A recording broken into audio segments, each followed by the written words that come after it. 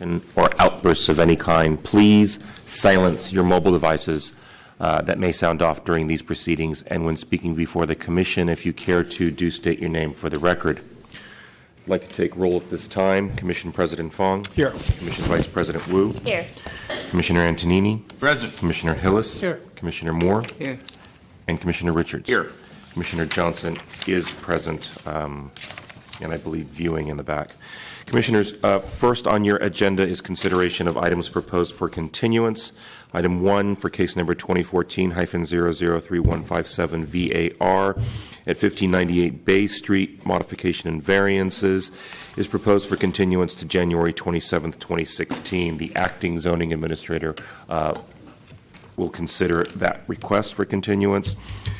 Items 2A and B for case numbers 2013.1005 EXVAR at 22 Franklin Street, downtown project authorization, and variance are proposed for continuance to February 11th, 2016. Item 3 for case number 2013.1516C at 450 Somerset Street, conditional use authorization is proposed for continuance to February 25th, 2016. Items 4A and B for case numbers 2014.0284 CUA and VAR at 1567 California Street, conditional use and variance are proposed for continuance to February 25th, 2016. And item 5 for case number 2015-015100 PCA, exempting space dedicated to alternative waste storage from FAR and impact fees. Planning Code amendment is proposed for indefinite continuance. Commissioners, further on your agenda under your discretionary review calendar, item 16 for case number 2014-002527 DRP at 2186 14th Avenue. A discretionary review is proposed for continuance to February 25th, 2015. Both parties are in agreement to continue that matter. Okay, thank you. Is there any public comment on the items proposed for continuance? Okay, not seeing any public comment is closed. Commissioner Wu. Move to continue as proposed. Second. Thank you, Commissioners. On that motion to continue all matters as proposed, Commissioner Antonini? Aye. Commissioner Hillis? Aye. Commissioner Johnson? Aye. Commissioner Moore? Aye. Commissioner Richards? Aye. Commissioner Wu? Aye. And Commission President Fong? Aye. So moved, Commissioners. That motion passes unanimously 7-0. Acting Zoning Administrator, what say you? I'll continue items 1, 2B, and 4B to the date specified. Thank you. Commissioners, that'll place us under your consent calendar. All matters listed here under constituted consent calendar are considered to be routine by the Planning Commission and may be acted upon by a single roll call vote of the Commission. There will be no separate discussion of these items unless a member of the Commission, the public, or staff so requests, in which event the matter shall be removed from the consent calendar and considered as a separate item at this or a future hearing. Item 6 for case number 2013.1718C.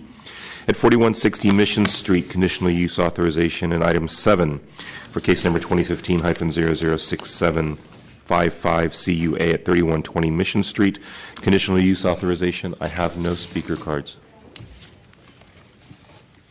So you'd like to remove this from consent and have this item heard? All right, very good.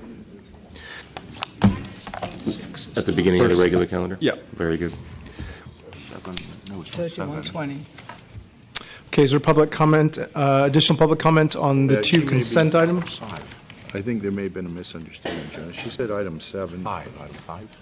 She said 7. 3120. Mission. Oh, yeah, okay, that's fine, yeah, Sorry. that's the second one, okay, got it.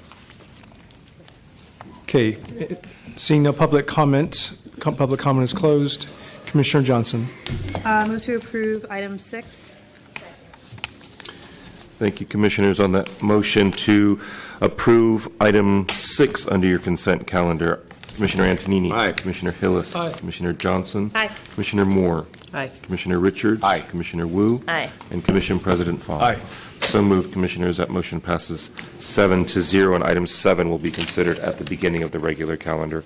Commissioners, it'll place us under Commission Matters. Item 8, consideration of adoption draft minutes for the December 3rd joint and regular hearings. Any public comment on draft minutes? Not seeing any public comment is closed. Commissioner Moore. This is just a observation, but without proper punctuation, some of these minutes read rather funny.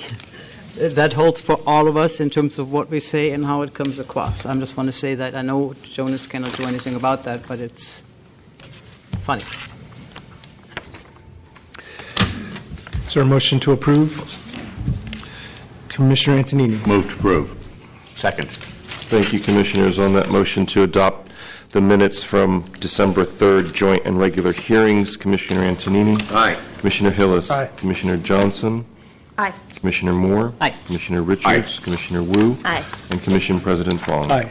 So moved, Commissioners. That motion passes unanimously 7-0 and places us on item 9 for Commission comments and questions. Commissioner Antonini. Thank you. I'd like to take a moment of personal privilege to memorialize my father and mother, Joseph and Doris Antonini, and if Jonas would be so good as to put that on the screen. A picture of them from November 29, 1943 at the Claremont Hotel when they were approximately 29 years old and my Uncle Angelo and his wife Adrian, they were enjoying big band and they apparently were having a very good time. But the reason I want to particularly mention my father is that he was born on December 20th, 1913, so he would have been 102 years old this coming Sunday. And he was delivered in a small ranch house outside of Livermore in a rural area by his father, Angelo. And they didn't have any electricity until 1937 out there because they didn't get it till the Rural Electrification Act. So they lived a really humble life, and he didn't even speak English till he was 6 years old and was very made to repeat the first grade by the nuns at St. Michael's School in Livermore, and he thought they were a big reason why he was successful in his life as an insurance agent, and he gave them a nice donation upon his death in 2004, acknowledging the fact that he wouldn't have been successful in the things he did if he couldn't speak English well, and so he credited the nuns for doing that. And the other thing I wanted to mention, during his life, he also served for 10 years on the Planning Commission in Pleasanton, California, so I brought the little sign that he has kept in his office till just recently, when the house is going to be now rented out to other people, so we've brought all the gear into San Francisco. So I thank you for your time. Have a very Merry Christmas. Very nice. Thank you. Any additional Commissioner comments? Commissioner Moore. I'd like to ask that we close in memory of Mary Brown today. The Planning Department, before the holidays, has encountered a very shocking loss of a colleague who was highly respected and who we all know through her exemplary work on the restoration on the new Mission Theater. I ask all of us to close in her memory. Thank you. If there's nothing further, Commissioners, we can move on to department matters. Item 10, Director's announcements. Thank you. Good afternoon, Commissioners. I was also going to request that we adjourn the meeting in honor of Mary today, and if you'll allow me just to make a few comments about her work. Mary passed away last week after a long illness. She had been with the department since 2008, which is actually the same year I started. Her previous employment was with the San Francisco Bicycle Coalition. She was an avid bicyclist, and she became an avid researcher on best bicycle practices worldwide in that work on design standards, innovative engineering, and so on. She then returned to graduate school, and that led her into a career in preservation. She was an avid researcher. She really dove into the work and was really interested in more than just the architecture, but in the events that happened in the city and who occupied the buildings. And she was the manager until she had to take her leave. She was the manager of what we call the Landmark Designation Work Program, which is the work program where the research is done to landmark buildings and sites in the city that go to the Historic Preservation Commission. And among others, she did the research for Sam Jordan's Bar in the Bayview, for Marcus Books, and the research that won her several awards was for what's called the Modern Architecture and Landscape Design Historic Context Statement. For that work. She won a Governor's Award for Historic Preservation in 2011 and a California Preservation Foundation Award for that same piece of work. She also did the work and was the primary author for the Golden Gate Park Landmark District and the Stowe Lake Boathouse Landmark District, among many other work. She was a much-loved member of the staff. She passed much too young. She was 46 years old, and we will miss her greatly. Thank you. Thank you. Commissioner Moore? Serendipitous as it sometimes is, last night at the 10 o'clock news, there was a short on the New Mission Theater, which will open with Star Wars. And the thought that crossed my mind is, I hope she has a galactic stellar space to watch the opening of the theater. That's great. If there's nothing further, Commissioners, we can move on to item 11, review of past events at the Board of Supervisors, Board of Appeals, and the Historic Preservation Commission. Good afternoon, Commissioners. Aaron Starr, Manager of Legislative Affairs. At this week's Land Use Committee hearing, the ordinance that would amend regulations on rooftop appurtenances and infill in the C3 district was on the agenda. It was continued for a third time to January 25th of next year. At the full Board of Supervisors, the ordinance to establish the Japantown Neighborhood Commercial Neighborhood Commercial District, sponsored by Supervisors Breed, Marr, Peskin, Campos, and Farrell, passed its second read. The Mills Act contract for 807 Montgomery Street, sponsored by Supervisor Peskin, was adopted, and the ordinance instituting a child care fee for office and residential projects, sponsored by Supervisors Yee and Avalos, passed its first read. There were 3 introductions this week. The first was a charter amendment to authorize the Board of Supervisors to increase the inclusionary housing requirements. If adopted by the full board, this charter amendment would be voted on the coming June. We're still evaluating the particulars of this amendment, but in brief, it would increase the inclusionary requirement from 12% to 25% of total units. 15% of those units would be affordable to lower income households at 80% AMI for ownership and 55% AMI for rentals. And 10% of the total units would be affordable to middle income households at up to 140% AMI for ownership and 120% for rental, provided that the average of such middle-income units must be affordable to those who earn 120% of the area median income for ownership and 100% for rental. Supervisor Kim also introduced an ordinance allowing accessory massage use with conditional use authorization in the North of Market residential SUD. Currently, massage uses are prohibited in the RC district, which is the underlying zoning for the North of Market SUD. And finally, Supervisor Cohen introduced an interim control that imposes additional design standards for large projects in the Showplace Square, Potrero Hill, and Central Waterfront area plans. This is an interim control, and it will not come to the Commission for your review and recommendation.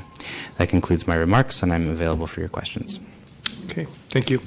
Commissioner Antonini. Yeah, Mr. Starr, regarding the proposed legislation on inclusionary housing, how is that possible to be passed when it was, Prop C was passed by the voters and it was 12% on-site, 20% off-site, so doesn't it have to go back to the voters for any change? In fact, it will, but I believe the board has to vote to put it onto the June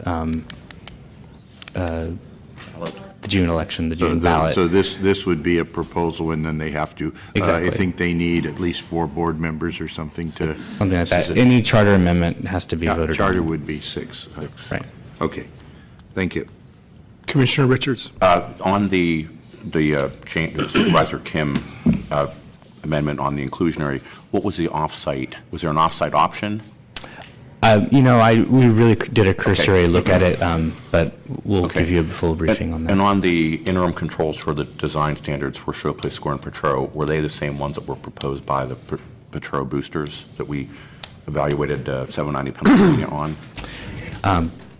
They generally are. There were some changes, but those controls are basically the language that they proposed. Great. Director Ram. Oh. Did you have any? I just wanted to add one item not related to Aaron's report that I'm sorry that I missed in my report. I just wanted to report that I think, as many of you know, the mayor convened the housing task force on Tuesday morning with members of the community, affordable housing advocates, neighborhood advocates, developers, and so on, to take a new look at the inclusionary program. And as a result of that, asked me to convene 2 working groups out of that committee. One is a working group on pipeline projects and how they would be affected in the coming year before a ballot measure, and the second would be a committee to look at process improvements that would help streamline the process a little bit. Director Olson Lee from the Mayor's Office of Housing will be convening a working group on the actual inclusionary requirement. The Mayor's goal is to prepare something for the ballot, for the November ballot, and the deadline for doing so is, I believe, the second week in June. So that work will have to be, the work that we were all doing on this will have to be done within the next 6 months or so. So I will be convening those working groups very quickly after the new year and meeting quite regularly. Thank you.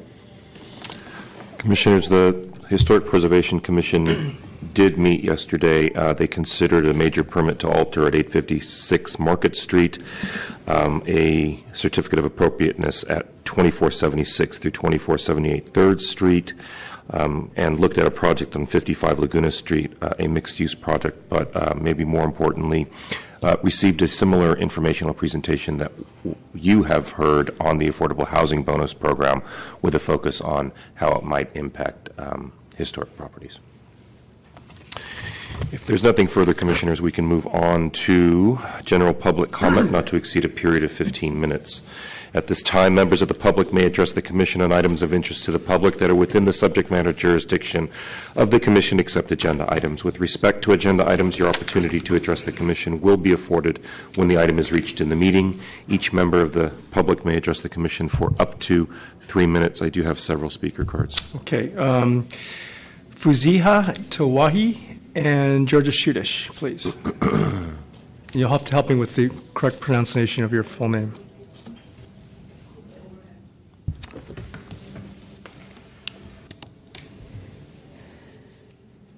Hello, Commissioners. Thank you for this time. My name is Fauzia Tori. I have lived in Nui Valley for the last 18 years. My concerns are the out-of-scale development taking place in San Francisco as a whole. Today, I would like to speak particularly to the astonishing changes already evident in Nui Valley due to the cut-off, due to the out-of-scale development and disregard for the neighborhood character and harmony.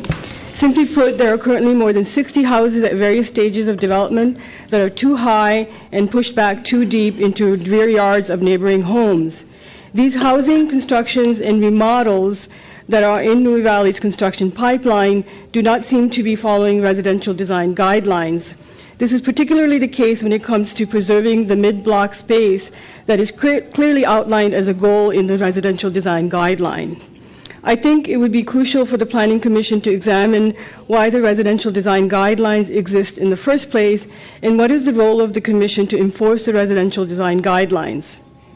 Are these guidelines enforced only when neighbors and critical mass of community members speak up?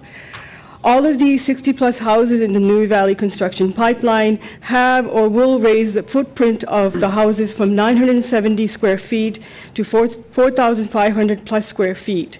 Clearly, the 3,000 square feet additions are not going underground. They're going up and back.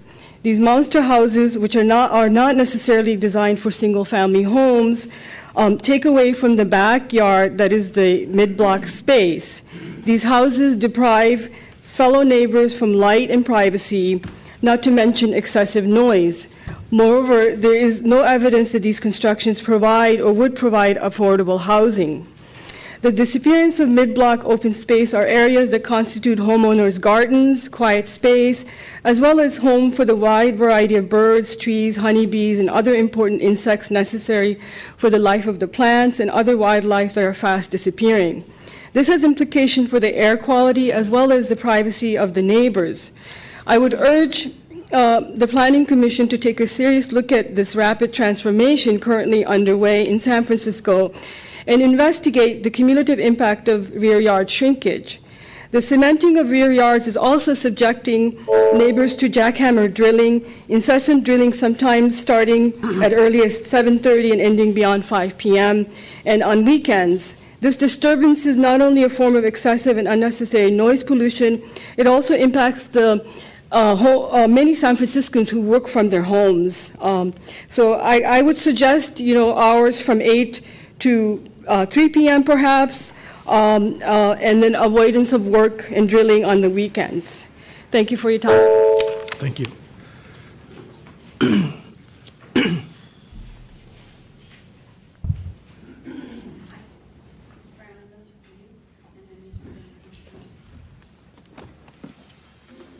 Oh, my time started.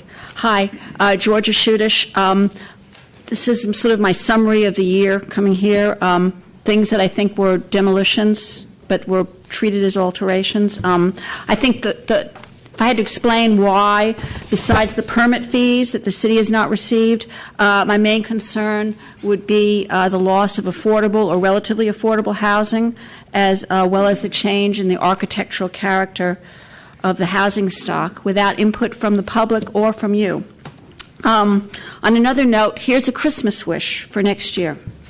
Story poles with orange netting for all RH1 and RH2 so we can understand the mass better in the rear yard, mid-block open space, including an assessment of the design of and the loss of the rear yards that are now marketed as part of the interior.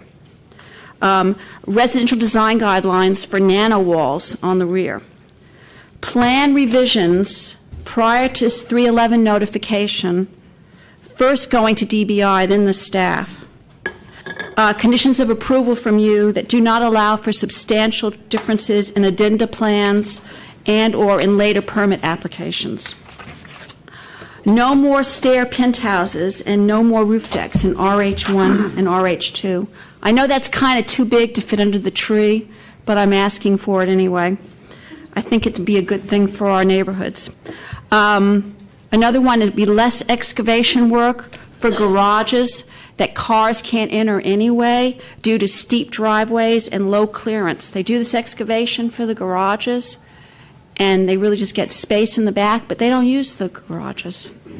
So I know you don't like garages, or let me put it this way, you're thinking about not liking garages. So that's kind of why I threw that in. Plus, it's absurd.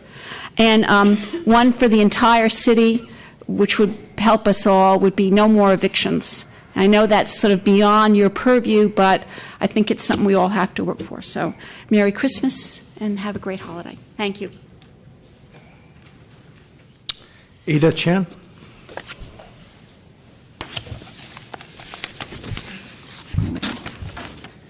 Hello, my name is Ada Chan. I'm with Soma Filipinas, the social heritage district that you all heard 3 months of testimony about. And hundreds of people came out to talk about the cultural district. I really appreciate, Antonini, your comments, Commissioner Antonini, your comments, because I am a history major and I have a planning degree. And what I love about planning is context. So in the context of Soma Filipinas, I wanted to put on the overhead a picture of the context of 10,000 units lost in the redevelopment area, and that is Yerba Buena, and 700 businesses. And what you saw when you saw people coming out was a lot of people who had a lot of love and care for a neighborhood that they see as their neighborhood. Currently, this is the view from Yerba Buena that we celebrate, free of Filipinos. But more importantly, what we see is a community who still tries to come back and own that space. You saw it in the Planning Commission meetings. We had the Central Soma meetings for community benefits, and the framework was French bistro menu. And I just wanted to call that out. There was absolutely no intent. So I'm not saying that, while some people experienced it as a slap in the face, I understand that was not the intent. And it was the intent to make it easy for people to understand. But I think there was a context and intent on the part of staff or the Planning Commission when you approved the cultural district. And I know that this would never have happened in Chinatown, and I know that it would never have been presented this way in the mission. So I really want to encourage you all to think about, I know the Arts Commission is going through a racial justice and equity kind of discussion and training, and this is a systemic issue. This is not an individual comment at all.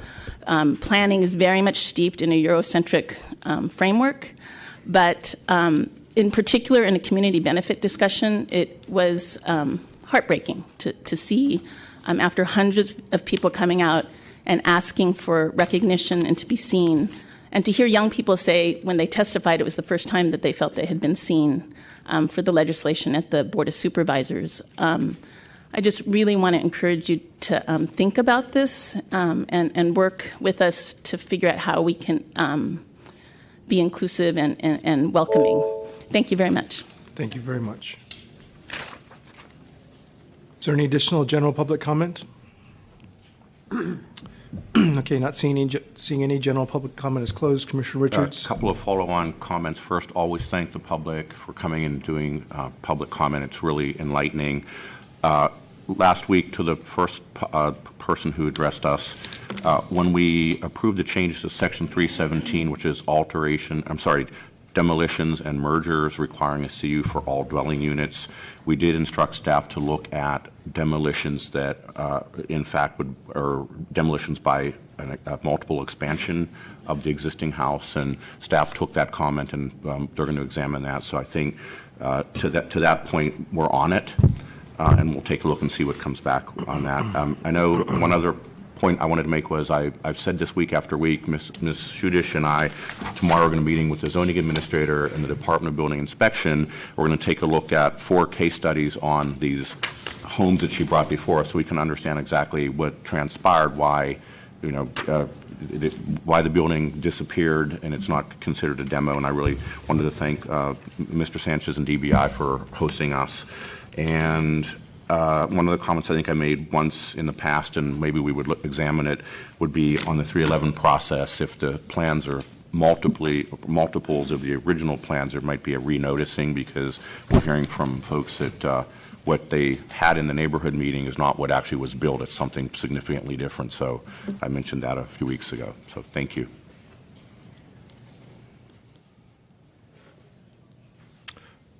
Sorry, Commissioner Moore.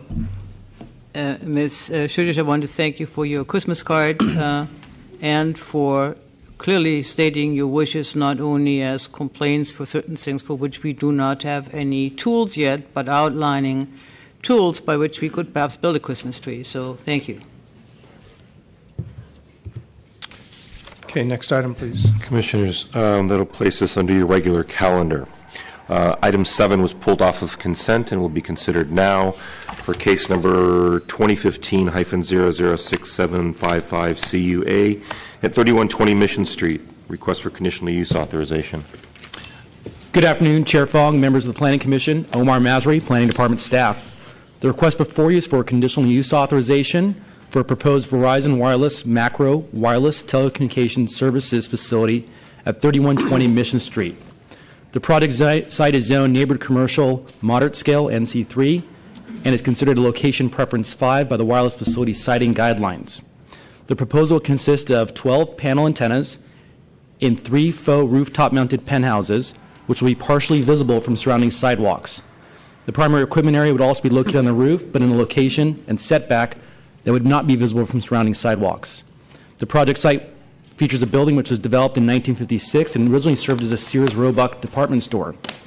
While the building is considered a potential historic resource, for the purposes of CEQA and historic preservation review, we applied similar standards as if it was a known historic resource.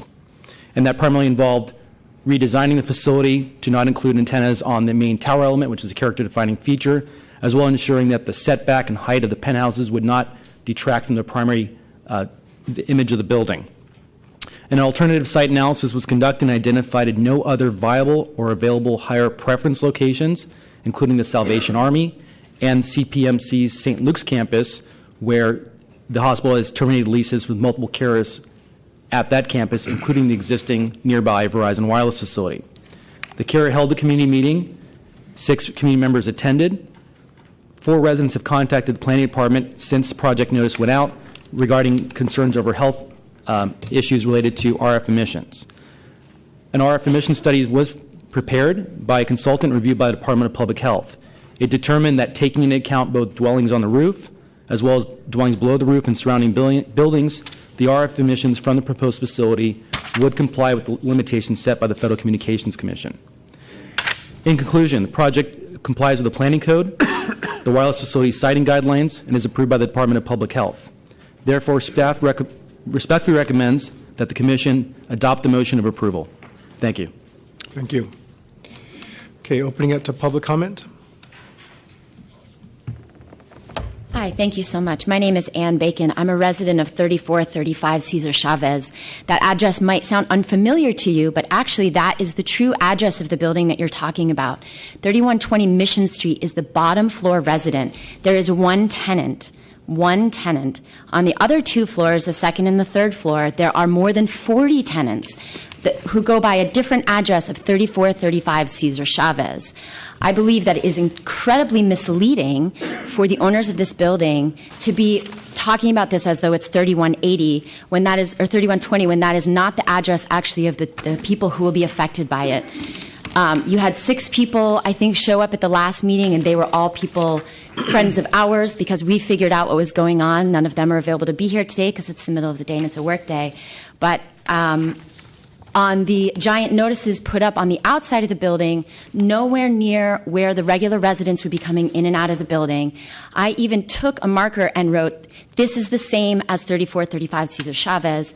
That was immediately covered up by another sign showing just the 3120 Mission Street. I think it's incredibly misleading. If you actually want public comment about this, then I think they should be required to refile whatever paper it is with you with the correct address so that the 40-plus tenants are aware of what's going on.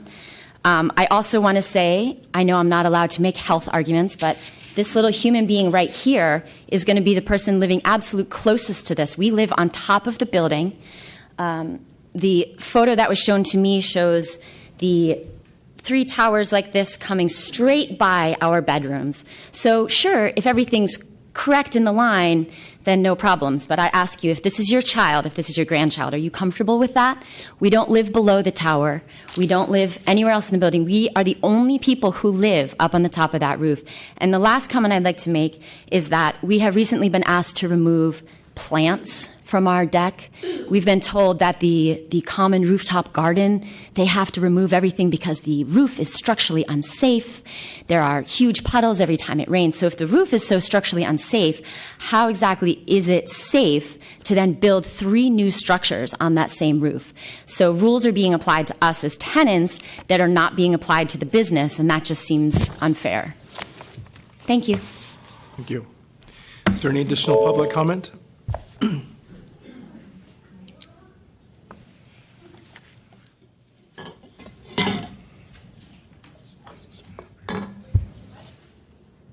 Good afternoon, Commissioners. My name is Peter Hilliard, and I represent Verizon Wireless on this project. As Omar mentioned, we did notice this project pursuant to the guidelines.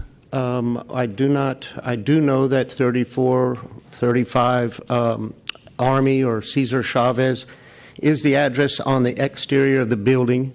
I did place signs at the front on both frontages. I did not place a sign at the door of the back of the building because publicly it wouldn't be visible to people on the sidewalk. So I placed it on the wall of the building at that entrance, or as close to that entrance as I could on the sidewalk. After the rains, I did replace those signs with ones that were laminated so future rain wouldn't affect them. We do check on them once every 10 days. And as far as the roof goes, my understanding is that it is structurally capable of holding the equipment we are planning to install. And we do have construction drawings that will be submitted and vetted for that structural capacity and integrity. Do you have any questions for me this morning or afternoon? We may. Thank you. Be here. Is there any additional public comment? And just to be clear, I did not call the project sponsor, and that was the project sponsor's time. But is there any additional public comment? Okay, seeing none, public comment is closed. Commissioner Antonini. Yeah, Mr. Massery, maybe I can ask if you feel the noticing was adequately placed for this particular project. We do affirm that it was adequately placed. The address associated with the notice was the same used for previous project entitlements, so it would be consistent with other entitlements at the site. And also, I believe you commented that the RF levels would fall within acceptable levels of emissions. And also, I understand that if the speaker is interested in anyone else, they could have testing done after the installation of the new project to make sure they are, in fact, correct about that. Correct. Testing can be arranged for free if residents contact myself or the Department of Public Health, and they'll come out with a calibrated meter, go into the living spaces, and determine whether it complies with the standards set by the Federal Communications Commission. Well, thank you very much. Thank you.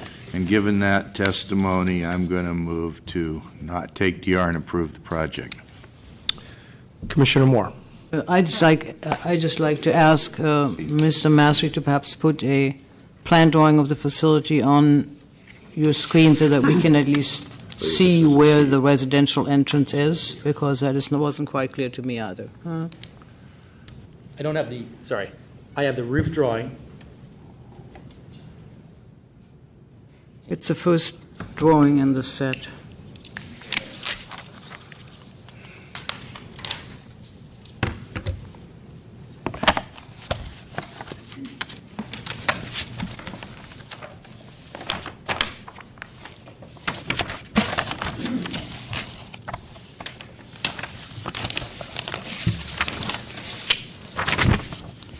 Could you take this one? Oh, yeah.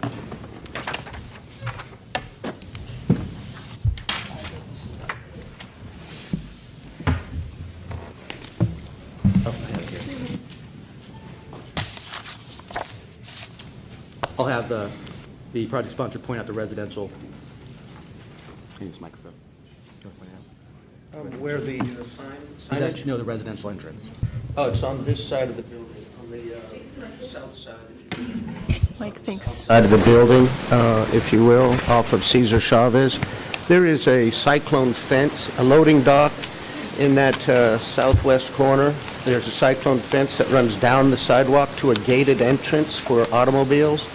The signage was put on the wall on the sidewalk side by the loading dock. I did not think that putting it at the door would help or notice anybody except the people in the building, because it would not be visible from the public thoroughfare. And that was what I did. I took photographs of the locations of the signs on 2 separate occasions, and that's what we felt was the appropriate locations for the notices, the 3-foot by 4-foot signage.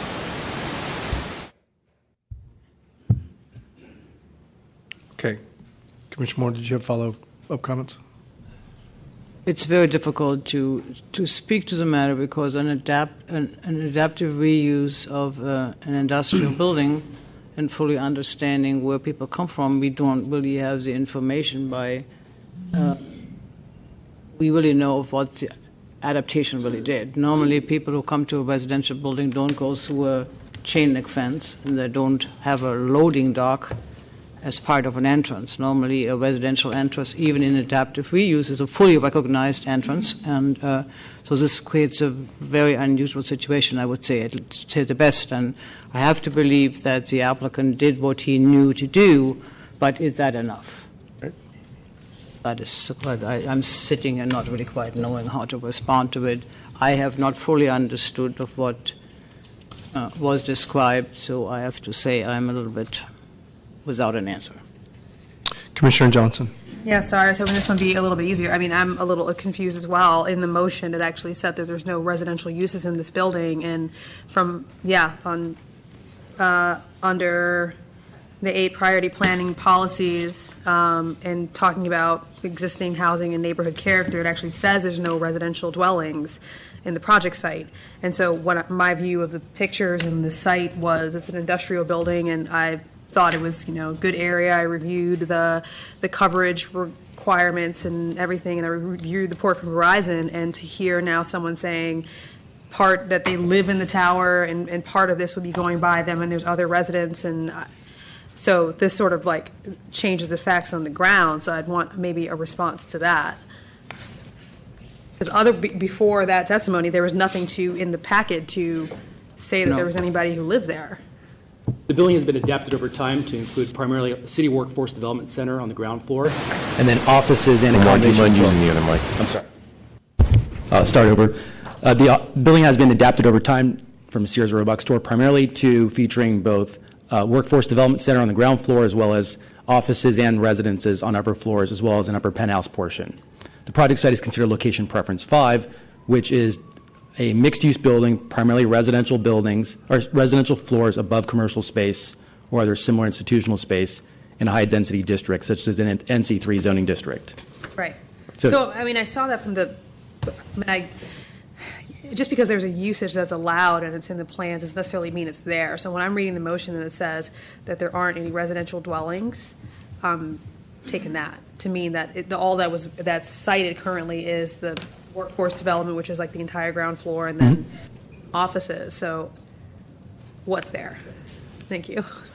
Understood. I respectfully ask the correct administrative record to reflect that in the draft motion, there are residential dwellings within the site as well. Okay, so now I'm a little bit confused as to the plans for the equipment show where the towers will be and all of the generator and such. So where is that in relation to the residential dwellings? Because that's not clear from the site. Just because there's office and industrial and residential uses doesn't mean it's clear where things actually are. If I can have the projector computer, please.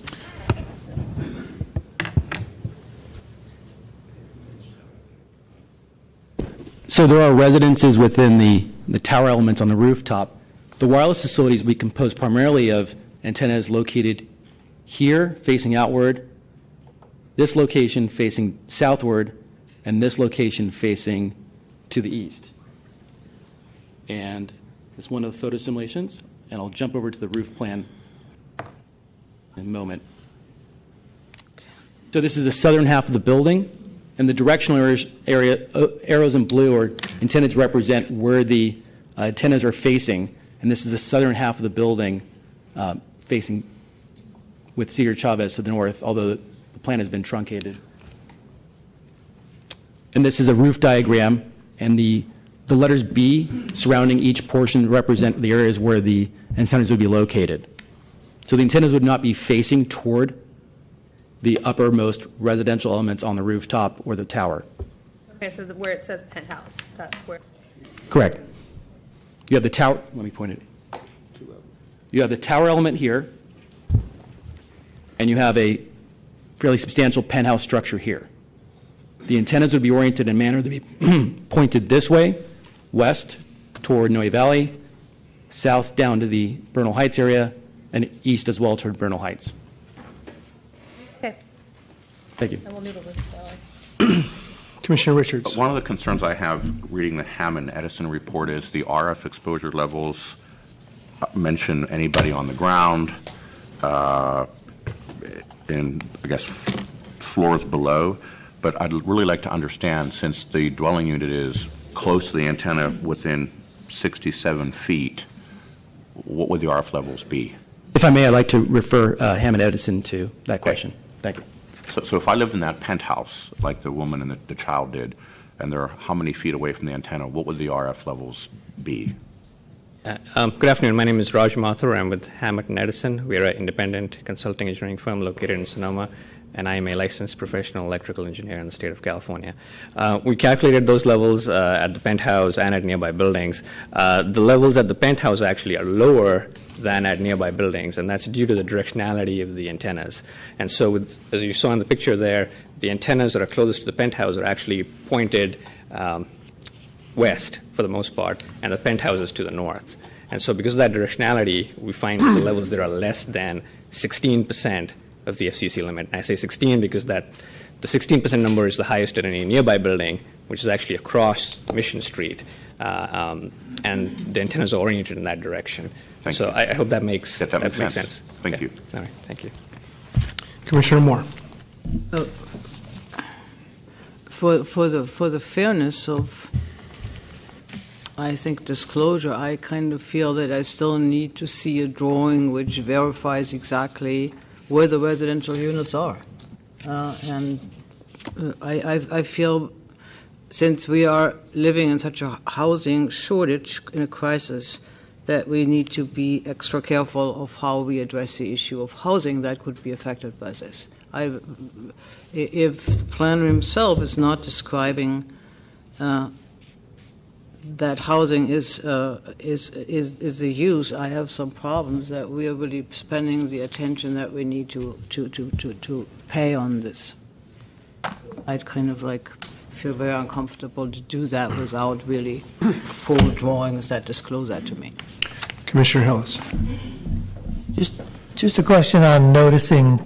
Because I recognize you say you wanted the public to understand, but I think part of the noticing is to let the tenants know in the building that it's happening too. So if it's not on the, but are they all notified independently? Correct. Two different types of noticing happen. Yeah. For any wireless facility that require planning commission review, a notice is mailed to every property owner and occupant, including building tenants, within 500 feet, as well as neighborhood groups registered with the planning department.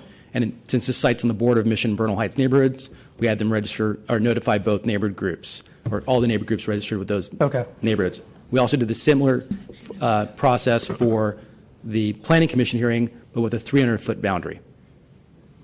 So that included tenants in the building? It included tenants in the building. And I did receive calls from tenants from within the building as well. Okay. Thank you. Thank you. Commissioner Antonini. Yeah, Mr. Mastery, what is the residents are in those towers? I would assume you see on the top of the drawings that there are two towers. Is that where the residents are living, or are they living below in lower levels of the building from the towers? I went on a site visit about roughly 9 months ago, and I recall residents, I'll have Peter speak to it better. My understanding is in the tall tower on the east side is the residents that the community member is just talking about. The other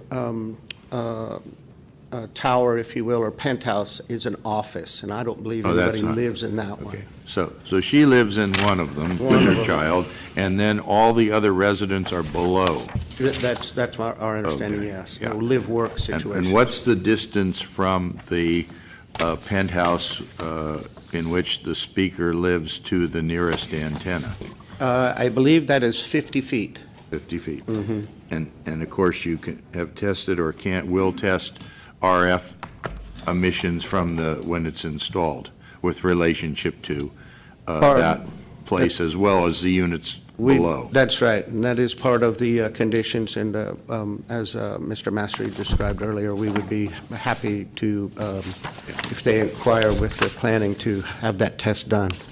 And my final question is, the roof is not available for people to be wandering around or, come up to the area of the antennas? There is a community garden that was referenced earlier by the access ladder or access stairwell to the roof, but it wouldn't, there's a gate there, but it wouldn't stop from somebody from necessarily walking all the way across that roof to the location.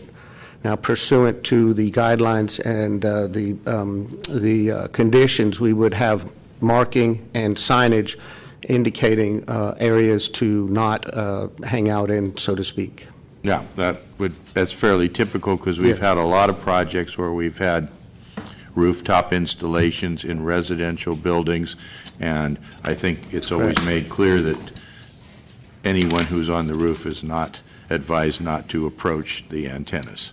That's correct. So it sounds like this is fairly standard. I mean, there's some question in the original report whether or not there was residential units, but the fact that they are doesn't change the circumstances any. I mean, we have the same standards, and the standards have been met and can be tested, so I don't really see what other action we need. I'm still in favor of the project.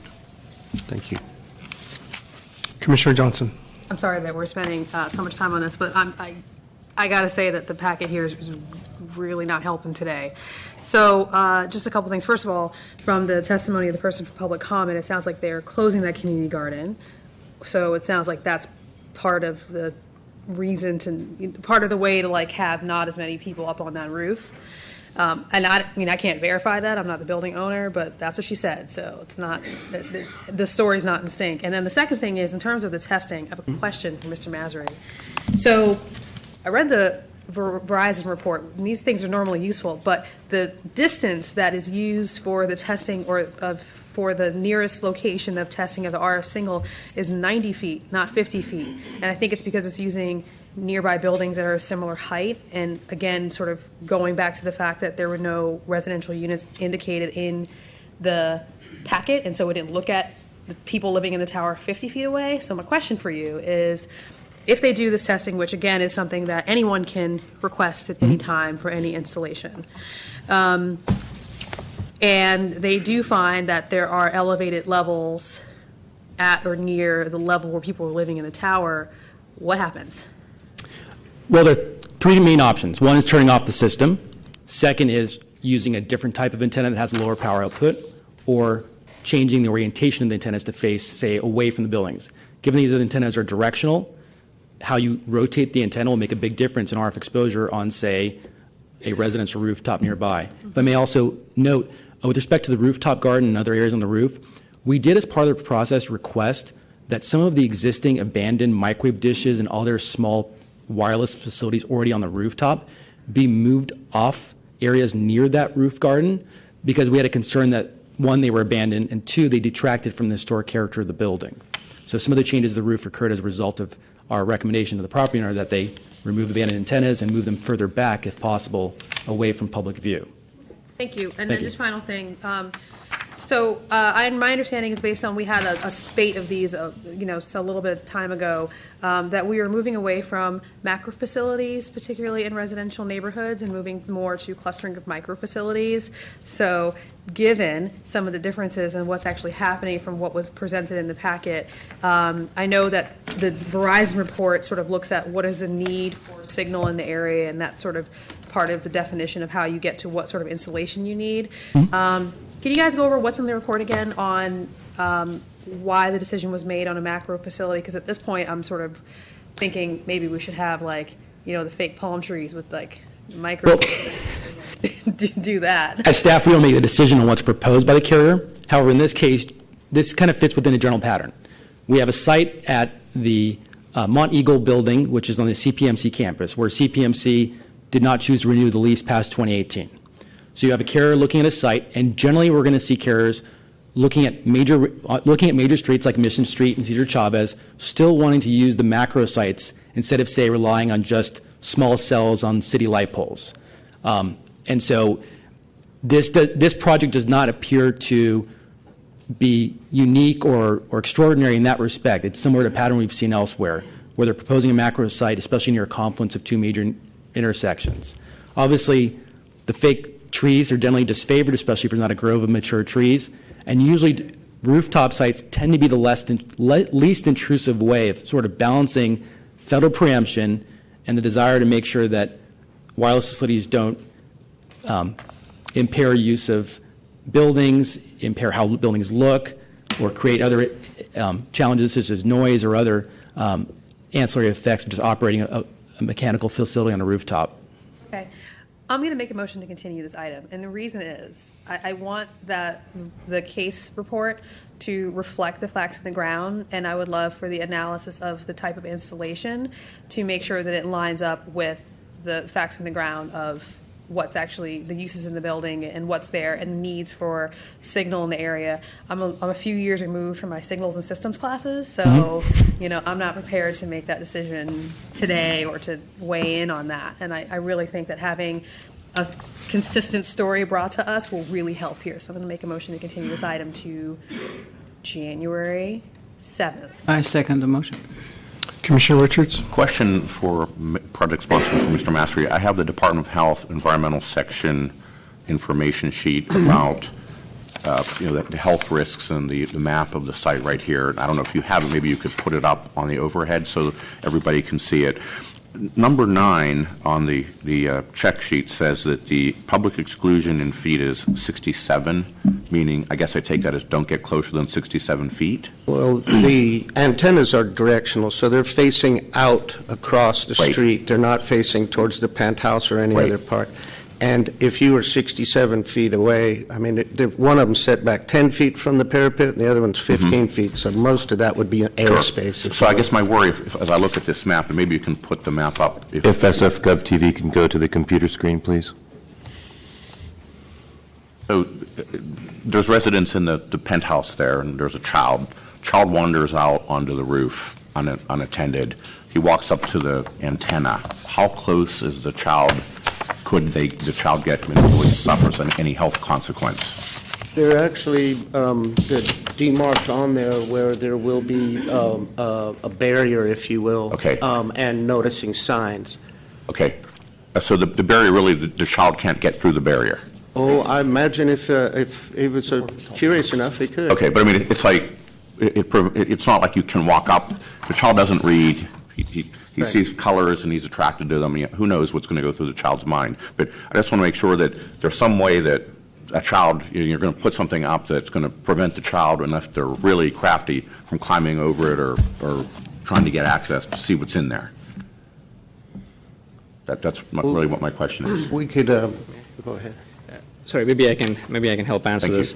So, the FCC does offer some guidance on barricades. Okay. Typically, they require 42 inches, and in certain cases like this, where you have rooftops where they are somewhat publicly accessible, you have these, for lack of a word, lattice-type barricades that are, if you can imagine them, they look just like an enclosed lattice. And they're made of metal?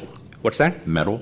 No, not metal, because metal tends to reflect the signal. Okay. So there'd be some form of plastic. Okay. And they're 42 inches high, and they can be installed all the way around. That's done at a couple of sites that I've seen.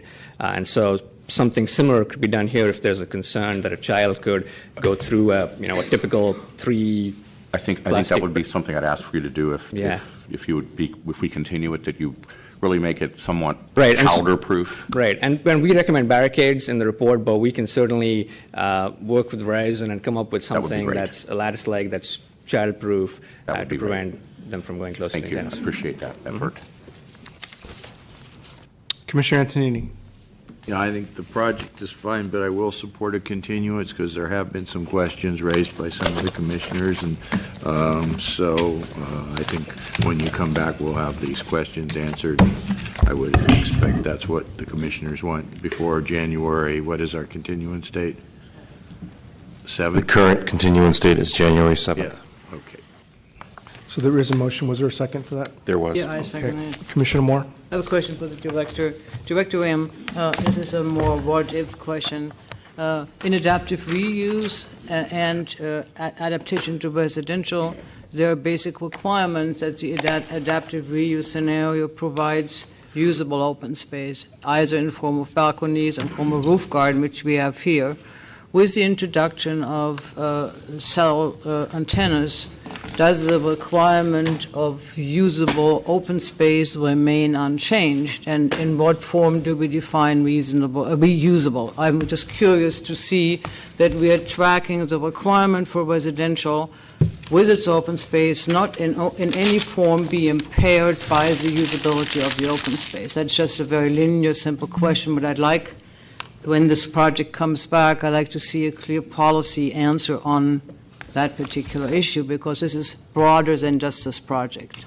Certainly. I mean, the open space requirement wouldn't change. They would still have the open space requirement, and I believe that the roof is sufficient enough to provide that, but we will make sure that that's demarcated on the drawings for when you have the hearing in January. Thank you. Thank you. Commissioners, there is a motion that has been seconded to continue this matter to January 7th. On that motion, Commissioner Antonini. Aye. Commissioner Hillis. Aye. Commissioner Johnson. Aye. Commissioner Moore. Aye. Commissioner Richards. Aye. Commissioner Wu. Aye. And Commissioner President Fawn. Aye. So moved, Commissioners. That motion passes unanimously 7-0. Commissioners, that'll place us on item 12 for case number 2015-009644 DRM. Going to say some additional. Jonas, before you start, and for commissioners, I do want to disclose that I did seek advice with City Attorney's Office, Kate Stacy and Andrew Shen, as I do had a business, which is now closed, have minority ownership in a property that is at Fisherman's Wharf, and for many, many years have led the Merchants Group and been very active in the area. But I do feel that I'm able to participate in this item and judge it and vote it without bias, and just like any other item. Thank you. Good afternoon, President Fong and members of the Planning Commission. Nick Foster, department staff. This item before you is an application for mandatory discretionary review to establish a medical cannabis dispensary, or MCD, doing business as Krins, located at 2627 Taylor Street. The project site is located within a C2 Community Business Zoning District, 40X Height and Bulk District, the Waterfront 2 Special Use District, as well as the Fisherman's Wharf and Northeast Waterfront Plan areas. The project site is bounded by Taylor Street to the east, Beach Street to the north, Jonas Street to the west, and North Point Street to the south. The proposal is to establish a new MCD replacing approximately 2,400 square foot ground floor commercial space previously occupied by a tourist-oriented gift store doing business as Dragon Shirts. The subject tenant space has been vacant since December of 2010. The proposal would allow for on-site sales of medical cannabis and/or medical cannabis edibles to persons of 18 years of age or older holding a valid medical cannabis identification card. The proposal would not permit on-site medication of medical cannabis, meaning that no smoking, vaporizing, and/or consumption of medical cannabis edibles would be permitted at the subject property. In addition, the proposal would not allow for on-site cultivation, meaning that no marijuana plants would be kept on the premises for purposes of harvesting medical product. The proposed hours of operation for the MCD would be from 11 a.m. to 8 p.m. daily. The project sponsor would maintain full-time security during the hours of operation, which includes video surveillance. In addition, security guards would be stationed at the entryway, and maintenance of the immediate sidewalk will be provided. Employment levels would range between 8 to 10 employees, which does include security. Per the Medical Cannabis Act, as approved by the Board of Supervisors and the Mayor in 2005, the Department of Public Health serves as the lead agency for permitting MCDs. The Planning Department's review is generally limited to location and physical characteristics of MCDs. While principally permitted in the C2 district, MCDs are required to be heard by the Planning Commission, which shall consider whether or not to exercise its discretionary review powers over the building permit application pursuant to Planning Code Section 202E1. To date, the department has received 14 letters of support, 2 letters of opposition, and 1 letter of neutral or no position for the proposed use. 4 letters of support were received by the department after the packet publication deadline, and as such, those letters have been distributed just now. The project sponsors voluntarily collected 1,008 signatures of support for the proposed use. In addition, the project sponsor has also developed 2 online petitions, one global and one neighborhood, which have garnered 17,145 and 102 signatures, respectively, supporting the project by the time the commission packet was published. The nature of the public comments in support of the proposed MCD has focused on the following points. The neighborhood is vastly underserved by NCDs, given that the nearest MCD is over 1 1/4 mile away from the subject property, and that Fisherman's Wharf is generally underserved by neighborhood-serving businesses, despite an overconcentration of tourist-oriented gift stores and services. The nature of the public comment in opposition to the proposed MCD has focused on the following points. MCDs are not consistent with the Fisherman's Wharf identity. Fisherman's Wharf does not need or desire neighborhood-serving businesses. There are no clustering controls for MCDs within the district. And the nature of MCDs in the city is uncertain due to the potential legalization of recreational marijuana statewide in 2016. The department recommends the commission take discretionary review and approve the project for the following reasons. The MCD is a neighborhood-serving use and complies with all standards and requirements of the Planning Code and advances the objectives and policies of the general plan. The site is well served by public transit, including Muting and Golden Gate Transit. There appear to be no other retail MCDs in the area of the subject property, so there is no current overconcentration of the use. And approval of the MCD at this location may actually prevent overconcentration of MCDs in the Mission and Soma neighborhoods and could assist in the dispersion of MCDs citywide. That concludes my short presentation. I'm available for any comments you might have. Thank you. Thank you. Project sponsor, please.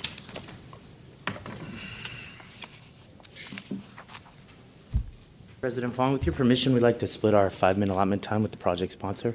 Sure. Okay? Great. Okay, thank you. I have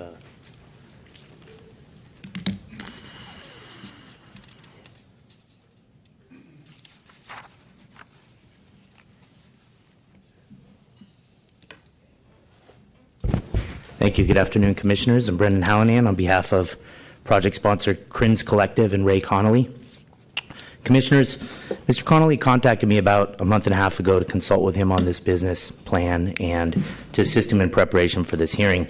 When I first spoke to him, I was a little tentative about getting involved with this project for two reasons. One, it was short notice for me, and I feel strongly that the community outreach portion of this process is critically important, meeting the stakeholders, identifying their concerns, and taking steps to mitigate or eliminate the problems. I think is extremely important in my opinion. And secondly, I wasn't sure if the Wharf area was in fact a proper location for an MCD. I've declined to represent applicants in the past because I didn't approve of their location, and I hadn't yet studied this area. However, when I met with Ray Connolly, I saw that he was the right person to operate an MCD. He's extremely passionate about medical cannabis and safe access to medical cannabis, and he had also done an extremely thorough and responsible job of outreach, as I'm sure you can see from the application with the number of signatures he gathered and letters. After I met with Ray, I undertook a thorough analysis of the facility and the surrounding area, and I determined, in my opinion, that it was in fact a great location for a medical cannabis dispensary for the following reasons. First, there is no other MCD within 1.25 miles of this facility, meaning there's no safe, convenient access in this part of the city for patients. There's no school or parks anywhere nearby, nor other youth-serving facilities, and therefore no risk of exposing kids to the dispensary. It is a very safe location for the patient members to get to and to shop at, and much safer than going downtown at night, for example. There's ample street parking lots, and public transportation lines around the facility, as well as a lot of foot traffic. And last, it adds to the diversity of uses in this area, which will attract new consumers to the area and should benefit the neighborhood as a whole. I understand that the people in the community may have concerns that MCDs may increase crime or may lead to other nuisances, but I think we can look at the track record of other MCDs in the city and see that track record just doesn't support the legitimacy of those claims. MCDs, in fact, have proven to create a safe environment. They provide added security, lighting, street maintenance, and community service to their neighborhoods. If, in fact, dispensaries did create these problems, then I could not stand here in front of this commission with any credibility, because I've been here before on about a dozen other dispensary applications with similar types of complaints. MCDs are held to a higher standard, and they take responsibility for satisfying that expectation and exceeding it. I can say confidently that Mr. Connolly will be an excellent and responsible operator, and that the Crins MCD will prove over time to be a valuable addition to this community. Thank you. Good afternoon. I'm Ray Connolly, sponsor and owner. Both my father and my partner's father both died of cancer at an early age. And that was one of the things that led us to obviously opening up this dispensary. During my outreach program, I met over 1,000 people that reside in Telegraph Hill, Russian Hill, North Beach, and the surrounding area around Fisherman's Wharf. And along with that, I also gained over 18,000 signatures of an online petition supporting with comments our efforts to open up this dispensary. One of the things that I'd like to share with everyone, including some of the merchants that are here in the room that I also met along my way, is that cancer doesn't live in Palo Alto next to Stanford waiting for a cure. PTSD doesn't live on a naval base outside the city. HIV doesn't live in the Castro. And depression is not something a woman gets because she doesn't get a new car at Christmas time. These are diseases. They're not family friendly. They don't choose a neighborhood to live in. I would hope that all the individuals that are here to oppose the opening up this dispensary will learn the medical benefits for their loved ones and family members, as some of the individuals that you're going to hear speak on our behalf today. Times change. It's one of the other things that I learned from the individuals that I met along the way. Times change. Individuals have the right to choose. No one has to hide their sexuality. And individuals that fight illnesses like this do no longer have to go out and source cannabis at night in the streets or during the days in the streets. Every patient needs to feel welcomed and comfortable in every neighborhood. Residents and visitors suffering from any illness should be able to shop safely and proudly for medical cannabis in our landmark, Fisherman's Thank you, sir. Wharf. Your time Thank is you. up.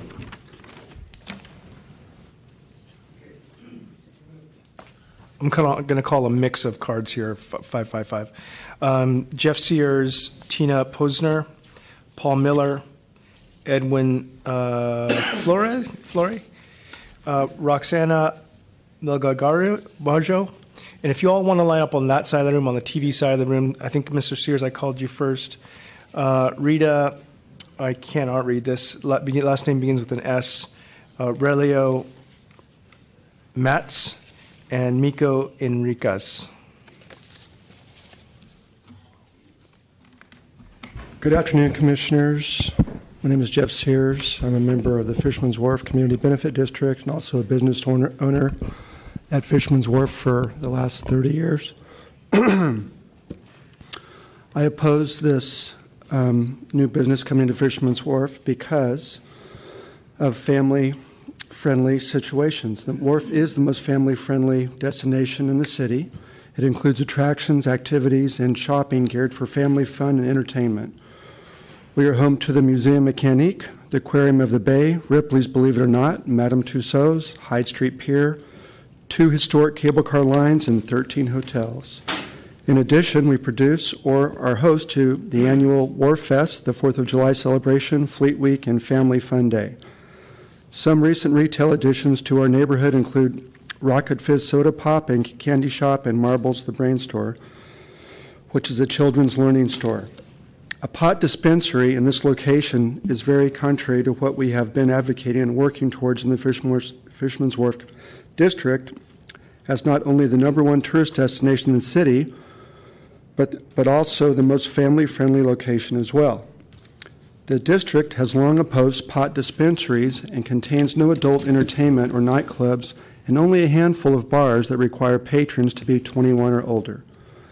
At one time, the district was home to Club Sway, a nightclub that caused tremendous financial and safety problems for the neighborhood, and one we were not able to successfully get closed down until there was a shooting there.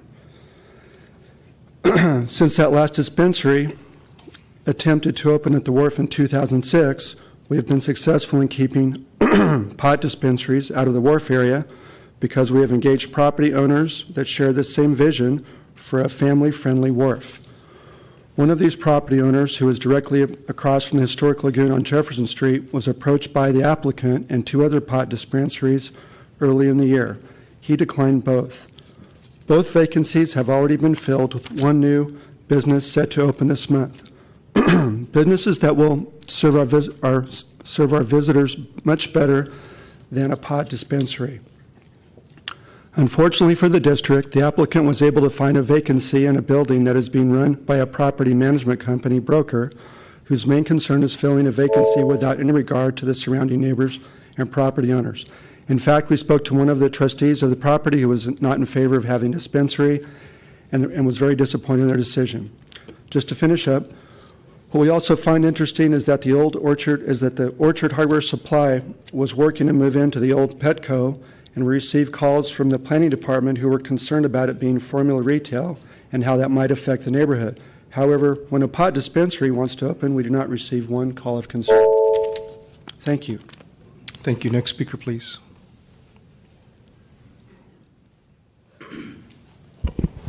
Hi, my name is Tina Posner. I'm one of the managers at Bay City Bike Rentals and Tours. We are a family-friendly business, and we do not believe that this dispensary is a good fit for our neighborhood.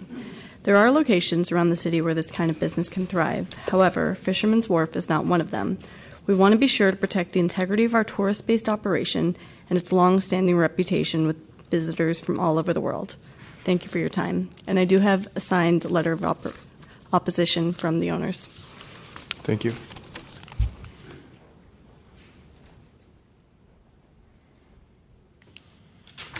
Hi, Commissioners. My name is Paul Miller, and I represent the Fisherman's Wharf Restaurant Association. I'm the Vice President of Boudin Bakeries and Cafes in San Francisco. On behalf of the Fisherman's Wharf Restaurant Association, we'd like to express our strong opposition to the medical cannabis dispensary MCD application submitted for 2627 Taylor Street. Along with both Fisherman's Wharf Community Benefits District and the Merchants Association, we believe that the approval of such an establishment is not only disrupts the fabric of our area, but also poses a threat and safety to our visitors, livelihood, and small businesses alike. Fisherman's Wharf District is a destination in San Francisco, the epicenter of tourism in our city, and is successful not just because of our sites and attractions, but also because it is a family-friendly place. We see no reason to take a chance on something that could change the fabric of the area. Thank you. Next speaker, please. Good afternoon. My name is Edwin Flores. I work for Gallery 55 in San Francisco, 55 Jefferson Street. The reason I'm opposed to this business to open is because we have to consider also the effect that's going to have on the business in the area. This is a tourist place, and the last thing that the tourists want to smell or be aware of some drug consuming. The applicants say very clearly that they don't want to allow consuming being in their location. They will have security in their location. What about the rest of the area?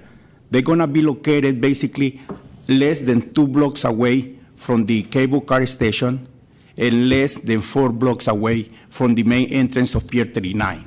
Those are tourist attractions. Can you imagine you coming from across country and you have to see somebody smoking, or you have to smell somebody smoking or doing drugs outside wherever their premises?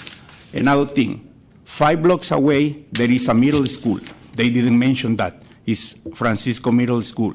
Another 5 blocks away, in the other direction, there is a high school, Galileo High School. Please consider this, and remember, the less business the neighborhood going to have, the less taxes the city going to be able to collect. Thank you so much.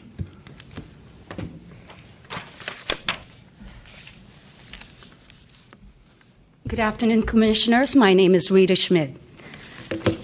I've been here in California for over 25 years, and I speak with passion. Why I say that? Firsthand, because my brother-in-law had passed away from cancer. What I did many years ago was source pot at that time on the streets. As a single woman, single professional, going out on the street is not a safe thing. What I haven't heard here on the floor is the safety of a person like myself, having to need medical cannabis. Unbeknownst to me, I had an accident way back in Whistler many years back. I needed medical cannabis. And for me to have, at this present moment, go to Castro, go to Soma, it's not a safe area. Parking for a single person like myself dressed like this, no one ever thinks that I myself, there are people like myself that need it, and we also need security.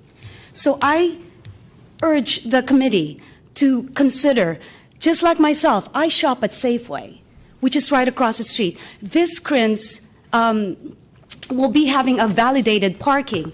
Now, how convenient, how secure would that be for a woman like myself seeking medical cannabis for my health? I have 2 screws on my left because my left femur had broken. I have a hard time. I do wear heels because my doctor says I have to be elevated. But I still limp. I still need medical cannabis. So I urge you to consider this proposal. Thank you.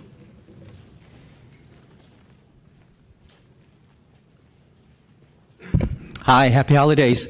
My name is Milko Encinas, and I have been a resident of San Francisco since 1996. I'm here to support the opening of Crins in the Fisherman's Wharf area. I'm actually a medical cannabis patient. I've been a patient for 2 years now. I don't live in the area. However, I work in the area a lot. So I already give a lot of my business to the area as well, restaurants and shopping. I feel that, this area needs a medical cannabis dispensary. I think it's an underserved section of this neighborhood. There are a lot of patients, I'm sure, that live and work in this area that need this. So we're actually going to be bringing up a lot more business to the area as opposed to not, because I'm already there shopping at Safeway, Trader Joe's, and so if Crin's open, that would be somewhat of a one-stop shop for me. But I'm here not just because I feel that I need it for convenience, but looking at you, the commissioners here, you are a diverse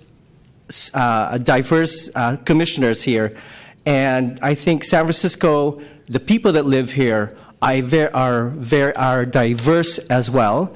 So I feel that the businesses in the area should be as diverse for the people that they serve. Thank you. Thank you. Next speaker, let me call a few more names here.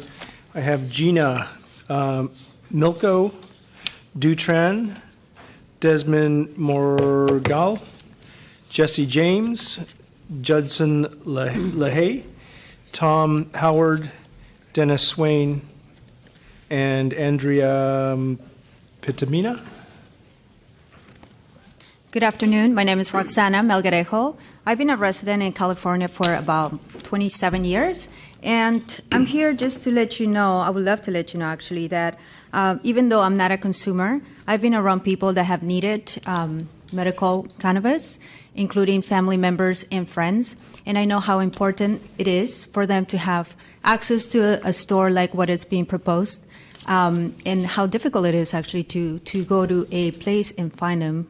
As the previous person mentioned, places like Soma or places like Castro is not always safe, especially for women or younger single women.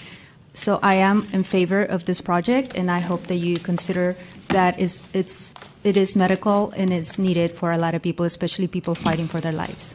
Thank you and happy holidays. Thank you.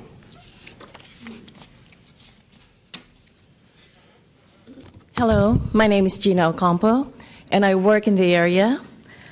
I am a survivor of a brain surgery, and I've tried everything to ease my migraine that was triggered by my brain surgery. And unfortunately, no Botox, no acupuncture can help me with that. My neurosurgeon and my neurologist actually recommended for me and prescribed me medical marijuana prescription, and it has always been very difficult to access that. And what I'm hearing from this room is actually more fear of undesirable characters using pot. I don't think I am any of undesirable traits, and I think I'm a decent person, and I take pride of that. I am a mother, a single mother, and I am a responsible user. And if anyone has been to a dispensary, not everyone are harmful to the society. In fact, in the contrary, there's a lot of professionals that are needing this care, just scared to open up only because of the stigma that's attached to it. I really sincerely hope that you will consider this, because it will be very convenient for me as well. So I hope you consider. Thank you. Thank you. Hi, my name is Do Tran, and I am a clinical pharmacist at an outpatient clinic. I'm here to support CRINS because there is a medical need for an MCD. We manage many patients with multiple complex diseases. A lot of them have debilitating diseases that pharmaceutical FDA-approved medications do not provide sufficient symptom relief. Oftentimes, these patients who are on MC are very debilitating, and they have trouble with mobility. Therefore, it is important that these patients living in this neighborhood have good access to an MCD and not have to travel across town. Think how absurd it is for me to say that we're going to prevent a pharmacy from dispensing hydrocodone in a neighborhood because we're afraid of addictions, misuse, and abuse that will lead to homelessness, vagrancy, and panhandling. I would like to close by reminding everyone that we should not allow stigma to prevent good access of MCD for patients, for this group of patients. Thank you.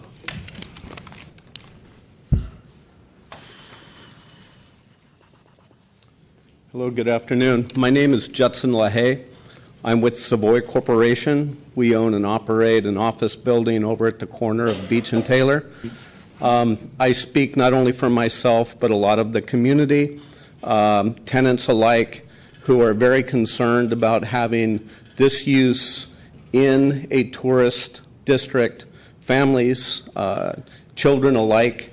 I'm concerned about the negative aspect related to the gray area, gray market use, the things that happen outside the door in the neighboring streets, people medicating themselves out in public and becoming a product of the street, other individuals having to deal with it, what the tourists are exposed to. I have open communication with Captain Lazar down in Central District, photos daily of vagrants, of self-medicators that are in doorways, urinating on the street, and whatnot. I'm not here to say that all users follow this path, but it is a big issue that we all have to face, and I'm very concerned about what this will do to the immediate area. Thank you.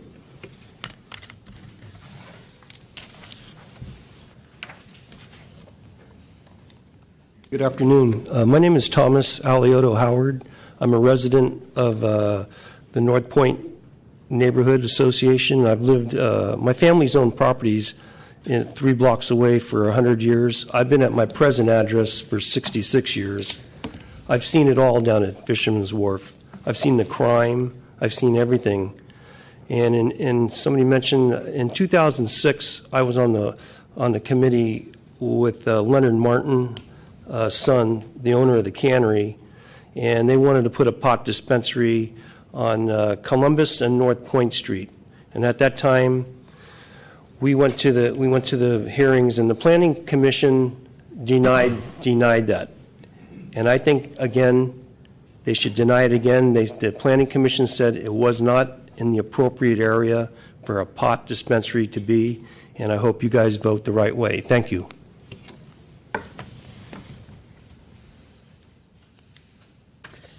Good afternoon, Commissioners. My name is Jesse James, and I live and work in North Beach. I've been using medical cannabis for the past 2 years to combat a back pain injury that I got while snowboarding. It immobilized me for 4 months. I'm here to support the considerations of Crin's being able to open its doors in Fisherman's Wharf. I have faith that this MCD will provide safe, affordable access to medical cannabis in a responsible and professional manner, which is what this area of SF needs. I heard some of the opposing arguments to keep Crin's from opening its doors and found that some of them to be absurd and irrational. San Francisco is one of the most progressive cities in the country, and to think individuals who work in Fisherman's Wharf, majority of them do not even live in the area, want to hide the patients and ignore easy access and its to medical benefits is shocking to me. Not only will there finally be access to medicine to the neighborhood, but it will also give the local residents a reason to visit the wharf more often, which is good for the surrounding businesses and restaurants. I live comfortable from the benefits of medical cannabis and want to be able to access it in my neighborhood and not have to drive across town anymore. I think more education needs to be given to those that are generalizing medical cannabis with the downfall of a neighborhood or tourist destination. It's medicine and people need access to it. Thank you.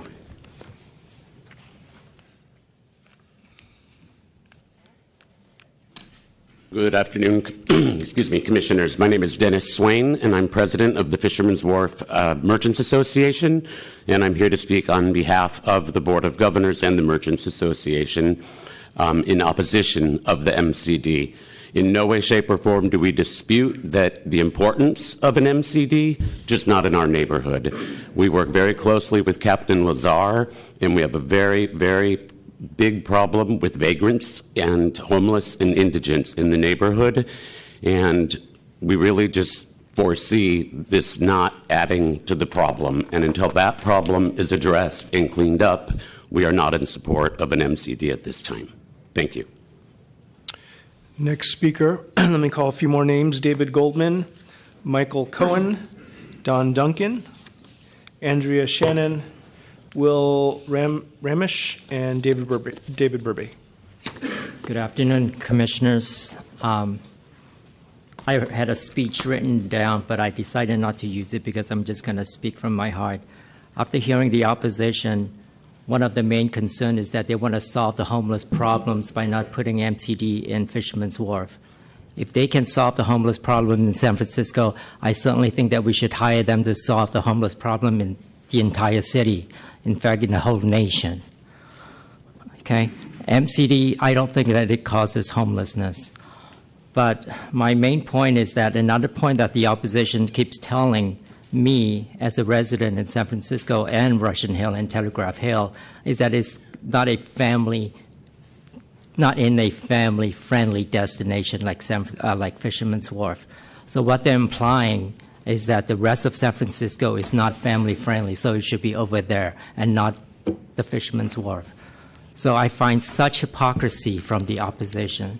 Please don't let them think that I should be able to get my medication in different neighborhoods, not from 2 blocks from where I live. I shop at Trader Joe's, I shop at Orchard's Hardware, and I shop at Safeway. So let me stay in the neighborhood. Thank you.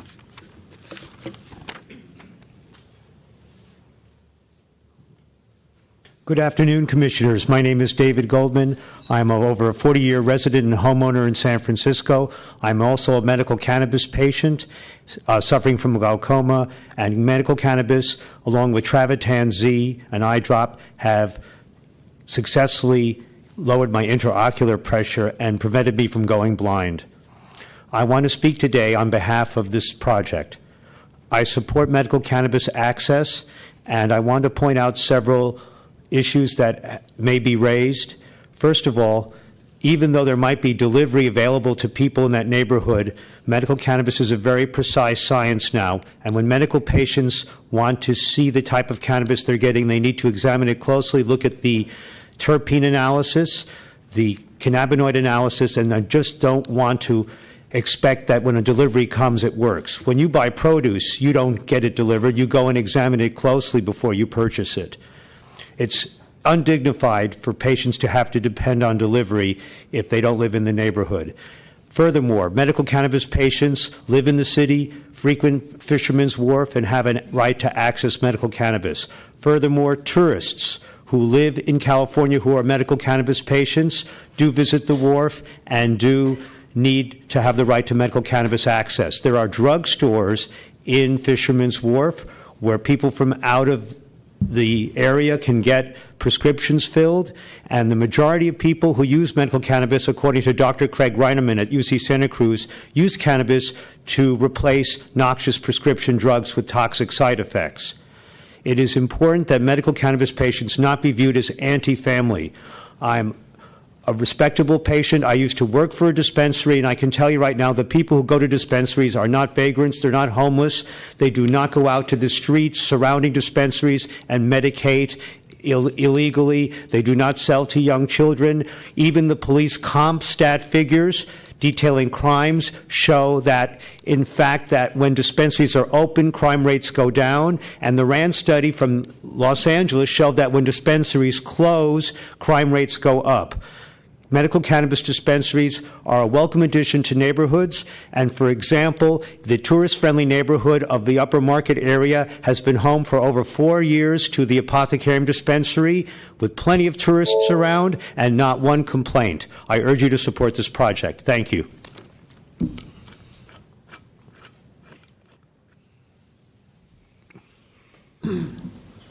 Good afternoon, Commissioners. My name is Michael Cohen. I'm a homeowner.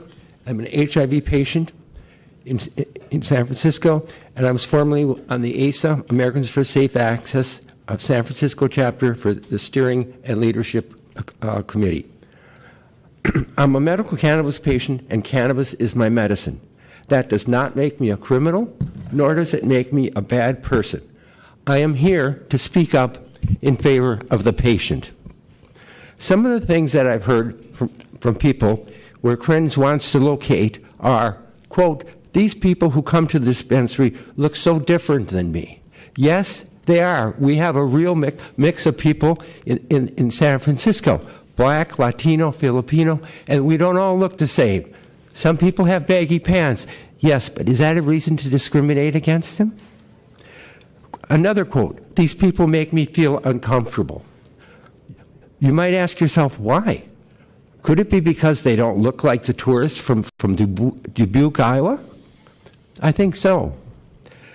Another quote, this dispensary is an awkward fit for our neighborhood. I think people who live in the neighborhood should have access to medicine that they desperately need. Another quote, this dispensary is okay, except just not in this neighborhood. Well, tourists need cannabis as well, and they are patients as well. Another quote, these people will bring a criminal element to my neighborhood. I see no statistics that can back that up from the police department. I believe that many of these comments are based on racism. Racism is at the root of many of their objections. Yes, we all know that racism is still alive, even in 2015 in San Francisco. Just listen to the news. Plain and simple, this is an attack on patients. There's a direct link between racism and the war against medical cannabis patients. I would like you to remember that the people who would visit Quins are cannabis patients who have seen a doctor who recommends this as medicine for their ailments. Just because they do not look like they're at death's door does not mean they do not deserve to have medicine provided for them in their neighborhood. When I go to my doctor, I see patients in the waiting room. They don't look like they're at death's door, but they're sick people. I urge you to support a permit for Quins. Thank you.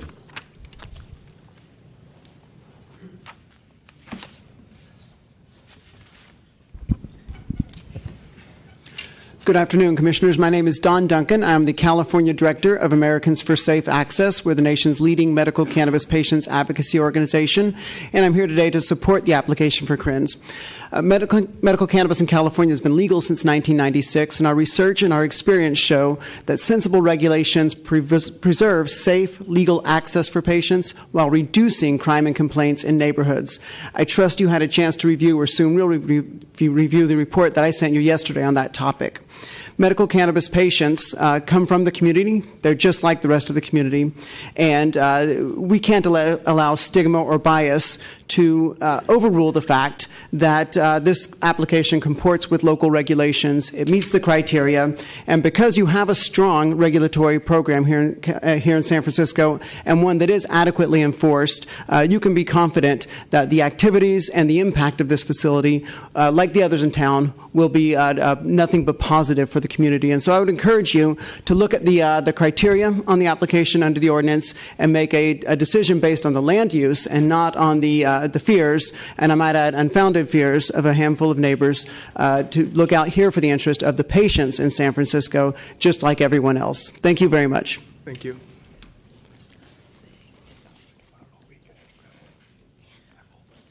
Hi, my name is Andrea Shannon. Resident of San Francisco for about 20 years. I live with my partner and 2 children, aged 9 and 12. And I first learned of medical marijuana when my partner had cancer 8 years ago.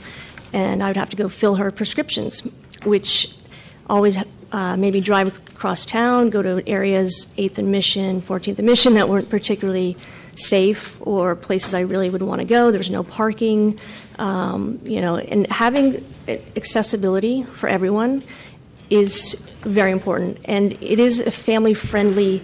Cancer happens to families. So when my children, 9 and 12, we go down to the museum down on the wharf, love that place. It'd be very convenient to be able to stop in with my partner to get her prescription filled while we're out as a family, while we're down in the wharf, spending our money there.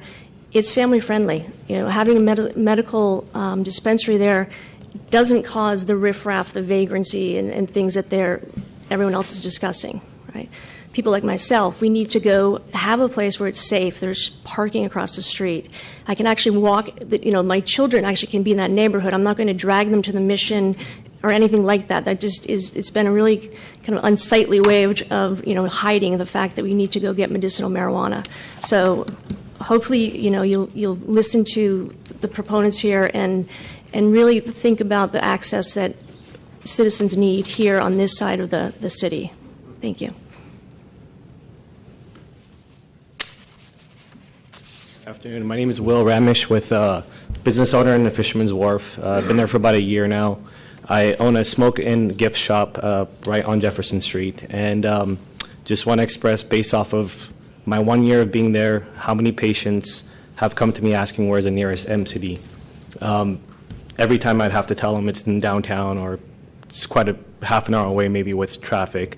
So I have to direct everybody over towards that side. A lot of the patients do come and say, I wish there was something nearby. So based off of my experience, and as well as my wife being a head nurse at the UCSF Medical Center in the oncology department, a lot of her patients do say that they want to have easy and safe access to MCD for them. And that's all I wanted to say today. Thank you.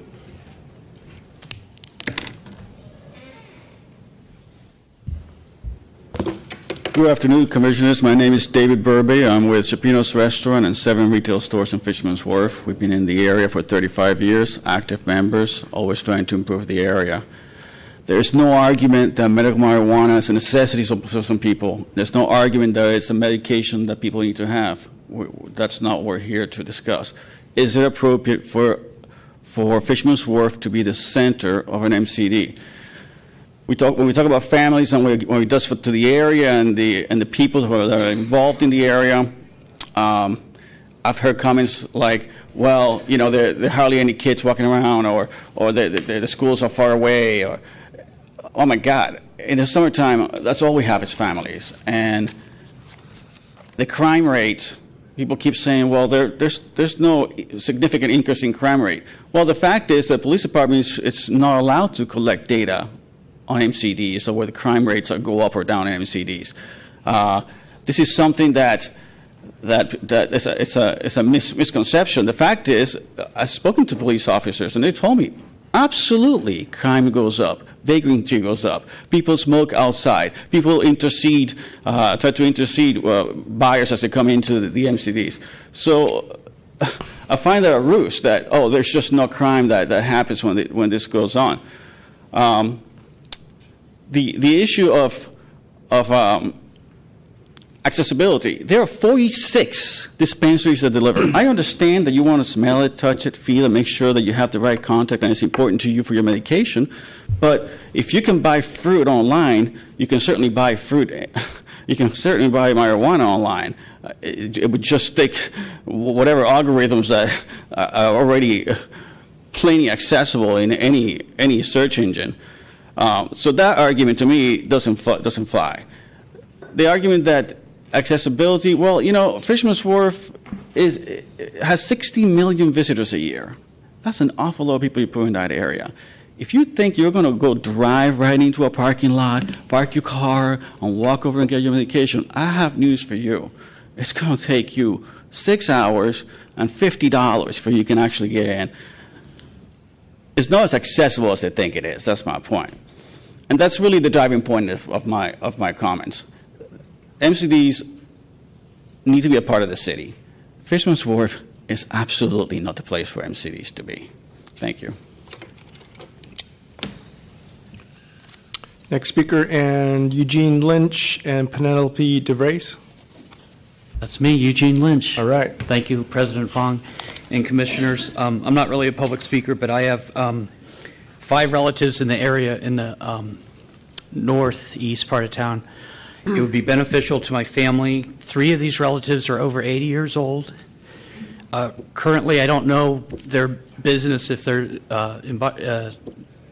taking medical cannabis, but I believe in the future it would be beneficial for them. And as far as the police and crime and all this stigma people are talking about, authorities are watching people. Let's not say there isn't someone watching someone if something's going on. And I believe I've seen many cannabis clubs helping people to the front door where they have security. They ask me who I am. They say, yes, you can, if you're waiting for a patient, just wait outside. Everything's very discreet and very kind. And there's 4 no's here. It's going to be very discreet. This is for people that want to, like relatives like my relatives that are over 80 years old that really need this as medicine in the privacy of their own home. And these are property owners in the area. Thank you.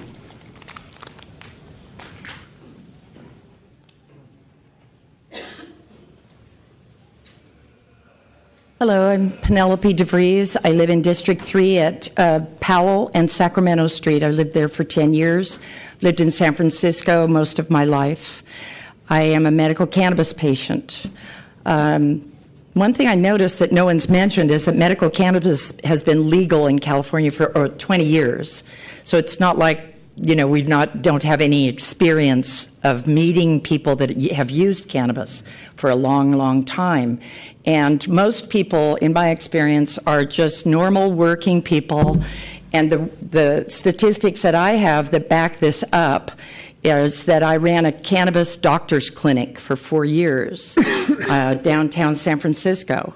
And because I had access to patient records, then I decided to do an anonymous database just to figure out, statistically, what's the average age of a cannabis patient? 37 years old.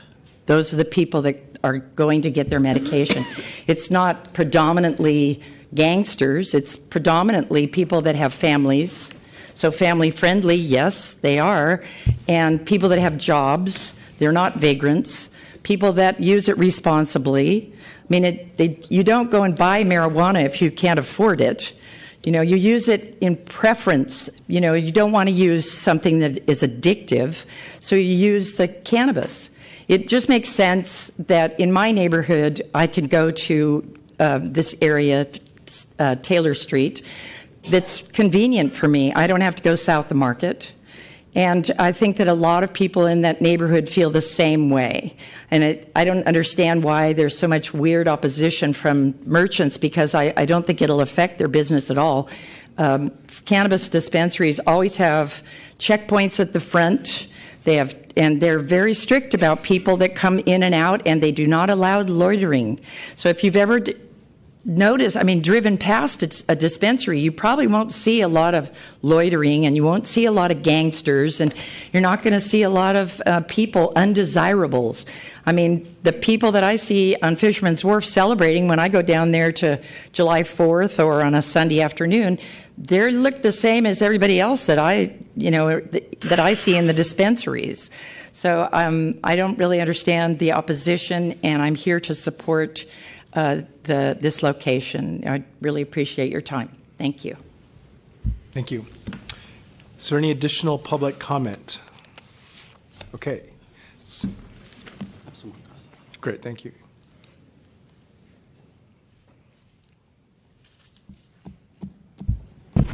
All right, good afternoon, Commissioners. I'm Troy Campbell, Executive Director of the Fisherman's Wharf Community Benefit District and representing the 25-member Board of Directors.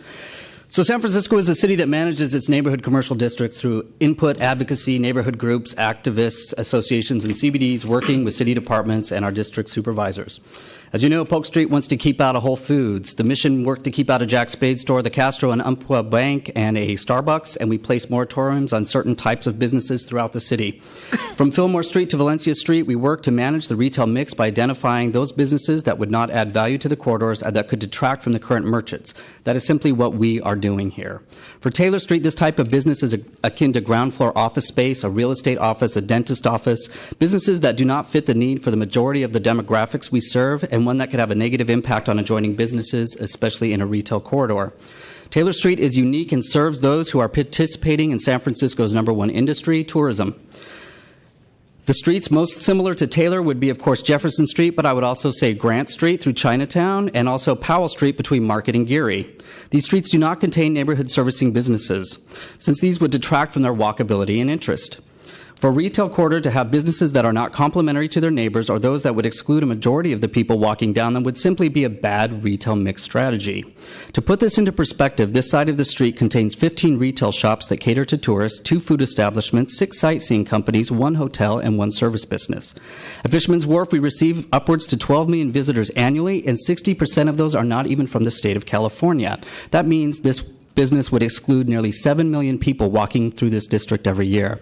This is not in keeping with ground floor activation and undermines the planning department's goal to bring high-profile shopping experience to retail corridors. In support of the Jan Gale and subsequent planning department's Fisherman's Wharf Public Realm Plan from 2010, Taylor Street is part of the FWCBD's Public Realm and Retail Mix Strategy plan currently being worked on. The study takes a holistic view of the wharf, determines the right mix of our demographics, and the final result being to work with property owners to attract and recruit the right kind of businesses, eliminate redundancy, and create more diversity in retail for our 12 million visitors. We understand that the letter of determination for a pot dispensary allows for this at this location. This is based on our C2 zoning that was put into place decades ago when the wharf was industrial, had rail yards, parking lots, and silos. In fact, no current zoning exists to adequately support the district's current identity and where we want to go, or the fact that this is not a neighborhood servicing district. In fact, the Walgreens on Jones Street and the CVS on the corner of Powell and Jefferson do not even contain pharmacies in them, but nobody is here advocating that they should. As one of the last places in the city to have C2 zoning, other being Stonestown, Embarcadero, and Candlestick Park, we have the most permissive zoning in the city, and it's for this reason that we really need the Commission's discretionary review process to look at our district holistically, consider our identity, our demographics, and our vision for the district, and disapprove a pot dispensary at this location. Thank you. Next speaker, please.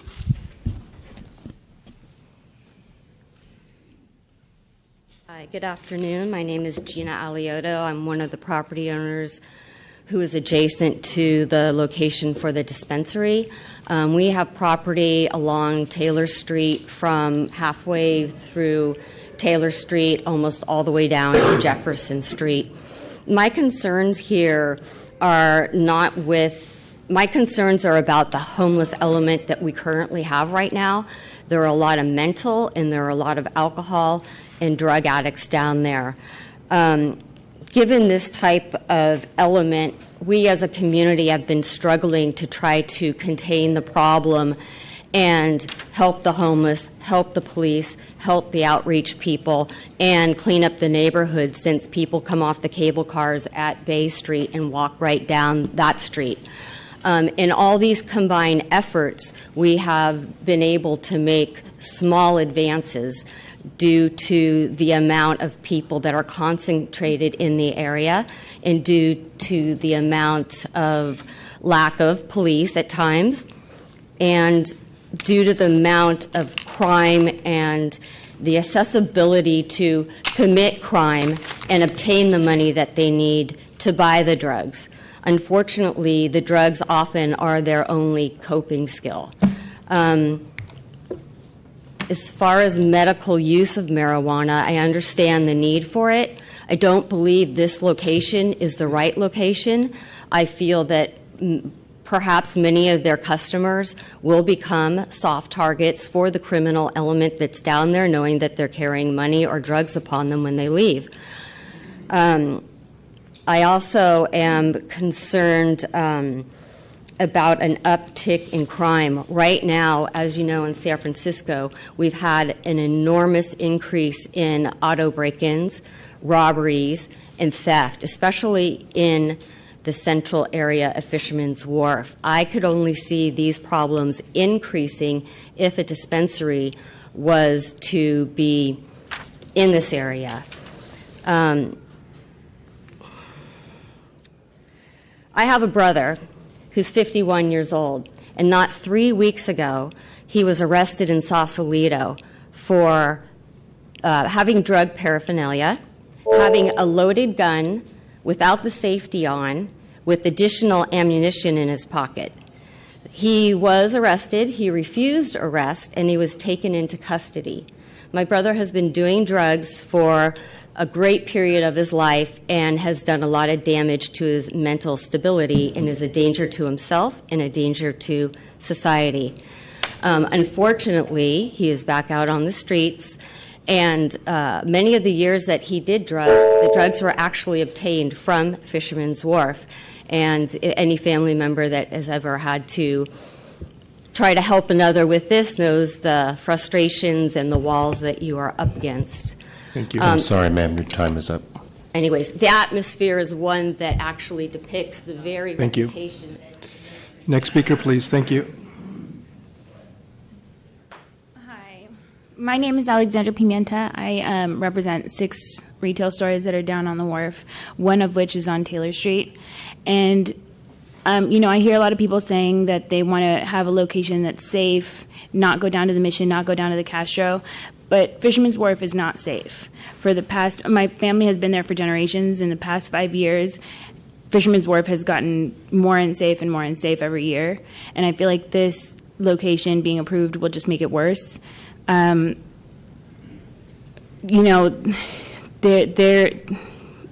reality is that not everybody looks as composed and pretty as all these people that are coming up saying that they have these illnesses. I know 50 or 60 different people that have gotten medical marijuana cards from a twisted ankle or a sprained wrist. And, they go in, easily going in there and getting marijuana. They're saying they're not going to linger there, but my fear having a store on Taylor Street is that they're going to linger where I'm at, and I don't have security outside my door. So I strongly oppose this location. Thank you. Next speaker. I'm John Canizaro. I'm a property manager in a property, at least property in Fisherman's Wharf. I also live in the area. I'm also the president of the Fisherman's Wharf CBD. And we've reviewed the documents and the plans supplied by CRINS and provided through the Planning Commission agenda. These first few concerns are in regards to those. After reviewing their floor plan and renderings and consulting with another dispensary, we believe this location contains a lot of red flags in regards to safety and compliance. This goes to show their lack of experience and expertise the applicants have in operating an MCD. There's a reason that many dispensaries have security guards at the front door. They not only control the access, but they also can keep a watchful eye on the street and the sidewalk. Not only does CRINS's proposal have what appears to be an open storefront, which invites easy ingress and egress, but has an employee well inside the location sitting behind a counter, which drastically limits the line of sight by the security. The dispensary does not have its own bathroom and will have to share a restroom with 6 other businesses through a back hallway they can all access. This already poses a safety problem for the current businesses, as they and the adjacent properties have found homeless people sleeping in the hallways and have had multiple break-ins. Another issue is the pot will be stored on the second floor manager office. The manager and owner are the only persons that are allowed access to it. I don't believe this is ADA accessible, therefore it's in violation of the American Disability Act by making it impossible for a mobility disabled person to be a manager. As you've been told many times, the wharf currently struggles with a constant management of those who target our visitors and businesses. We have organized crime group that runs shell game operations who con visitors out of thousands of dollars. CD salesmen and fortune tellers that intimidate and con people out of money, constant vandalism, and some of the highest amounts of car boostings in the city. The CBD spends a good deal of our resources cleaning up debris, feces, and urine from Taylor Street every morning. Just to show you guys a few pictures of the proposed area, the proposed MCD area. Here's one, just a few doors down. You can rotate that, yeah. This is across the street, just around the corner. Across the street, and another one that's across the street. We don't believe that people who need medical marijuana are these people. We know they're not, but the issue is already there. And after speaking with SFPD on multiple occasions, they've told us repeatedly this can only exacerbate the problem. Thank you. Thank you. Next speaker, please. Good afternoon, Commissioners. My name is Eric Lindberg. I'm the Director of Sales at Grayline San Francisco. We are located and have been located for over 10 years at 2627 Taylor Street, the proposed address. A lot of our main concern stems from our online business, in which we will share an address with the proposed business. Most of our customers, say 70%, purchase in advance online. Those folks they may refer to reviews found on TripAdvisor, Google, among other websites, as well as those found on our wholesalers, right? A basic search of this address will bring up both businesses. We're concerned because it will affect our business. People will search this; they will find this location, as opposed to our business. Furthermore, reviews. We host about 300,000 customers every year. These are from all over the world, all over the country, with the majority being domestic. I heard stigma thrown around a lot, and unfortunately, there is a stigma there. That stigma is a negative one, and it's no judgment on whether it's right or it's wrong. It will be something that will affect our business because it is a neighbor, essentially. Actually, John just addressed the back corridor, which we utilize for restrooms as well. Concerns there would be not necessarily the customers, or not the customers, the patients that are visiting, that are getting their prescriptions there. Our concern would be theft, robbery, in which case the easiest way to access would most likely be that back door. Again, not knowing the security or any of the layout like that, but our concern is sharing that back entryway and our online business that will be affected. Thank you.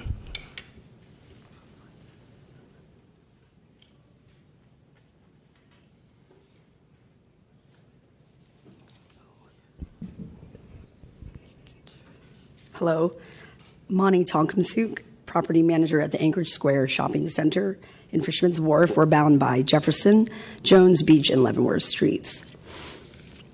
When the applicant was asked to provide a reason to the CBD Board of Directors as to why they wanted to open a pot dispensary at this particular location, which is in the heart of a tourism district, they cited a lack of pot dispensaries in the northern quadrant of the city.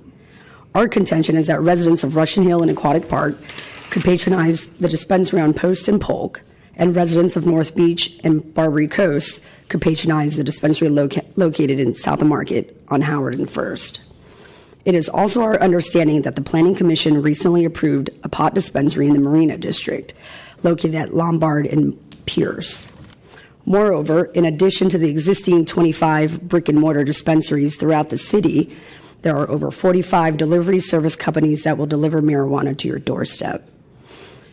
We are also concerned that the dispensary will impact the city's already high leasing rates. One property owner shared with the CBD that one pot dispensary was so aggressive in wanting to get a foothold at the wharf that they offered to pay double the asking leasing rate. However, the building owner declined their offer. With some of the highest retail leasing rates in the city, this is particularly alarming, especially when over 85% of the businesses at the wharf are small, locally owned operations that could never compete with a business like that of a pot dispensary. In summary, we do not want to have a pot dispensary in the heart of our tourism district. It does not fit the profile of the neighborhood, and we simply do not need one. Thank you.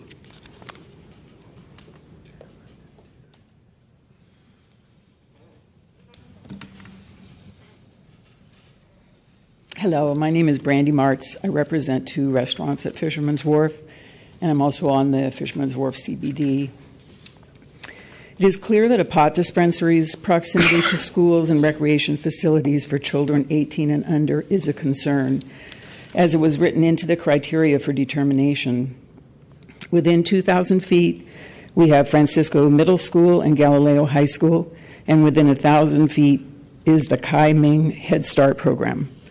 There are no recreation facilities per se, but what we would like to ask the Commission today is to expand your idea of a recreation facility for those under 18, because we believe that the entire Fisherman's Wharf district itself is a recreation facility for children under 18. Based on surveys done in 2006, 2010, and 2014. We know that the Wharf welcomes 3 million kids per year. Within the 1,000-foot radius of 2627 Taylor Street is the Musée Mécanique, the San Francisco Dungeon, Madame Tussauds, Ripley's Believe It or Not, and the International Spy Shop. Also unique to the Wharf is the fact that we welcome school groups to the area who tour the district and participate in programs with the National Park Service and Hyde Street Pier, the Aquarium of the Bay, and the Sea Lion Center. Furthermore, we have a large number of children coming in and out of the district due to the 13 hotels located in the area. These are not conference hotels, they are family hotels. Consider also that there will be family entertainment venues added to the Wharf. There are currently property owners and entrepreneurs looking to open additional attractions, arcades, and a floating team building course for companies and school groups. Many talk about having recreational marijuana in the future, but essentially we have that now. One can go to an evaluation, fill out some paperwork, tell a doctor you have one of the symptoms, and within minutes you have your prescription. Next step is to head to the nearest pot dispensary and get your membership card. All in all, the process can take as little as 30 to 40 minutes. So in making your decision, please also consider the byproduct of having a pot dispensary at Fisherman's Wharf. Currently, there aren't any medical marijuana evaluation clinics in Fisherman's Wharf, but that would most likely change if a pot dispensary is able to open. Targeting visitors who are here from within the state of California is a reality. One need only look to Venice Beach to see how this could affect the Wharf.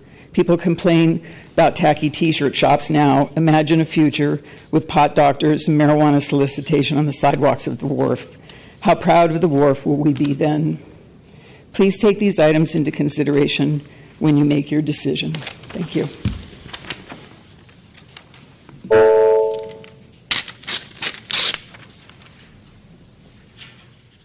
Good afternoon, Commissioners. My name is Rachel Brown, and I work for the Fisherman's Wharf Community Benefit District.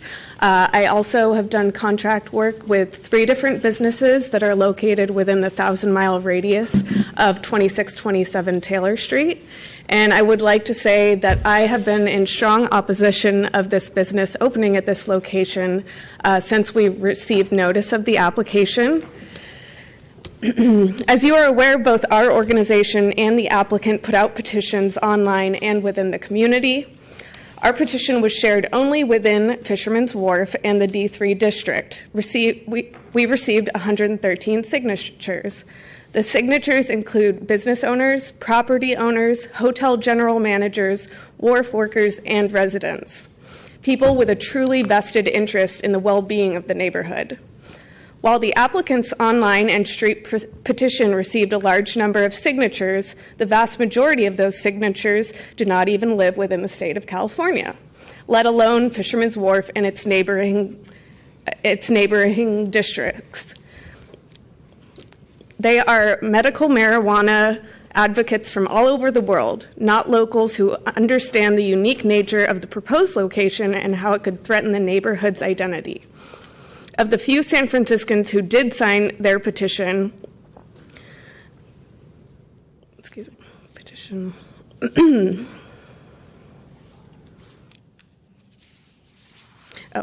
Of the few San Franciscans who did sign their petition on the neighborhoods of residents they listed, they already have pot dispensaries much closer to serve their needs.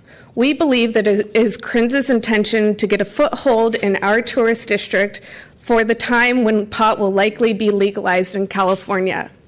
As members of the Planning Commission, we urge you to plan ahead for the future. There are currently about 12 pieces of legislation that will likely result in the pot dispensaries of today becoming recreational shops in the very near future.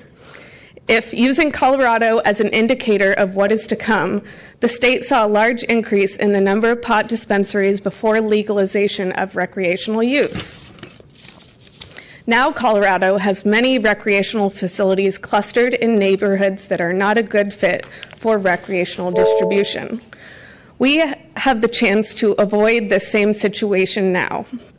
To be clear, I myself, the Fisherman's Wharf Community Benefit District Organization, and our board of directors have no ideological problems with marijuana for medicinal use or otherwise. Many of our board members are not even opposed to dispensaries coming into the neighborhood. However, we are all in agreement that the proposed location on Taylor Street is definitely not appropriate. Thank you. Okay, is there any additional public comment? Okay, not seeing any public comment is closed, and opening up to commissioners. Commissioner Antonini. Thank you all for your testimony. Very interesting.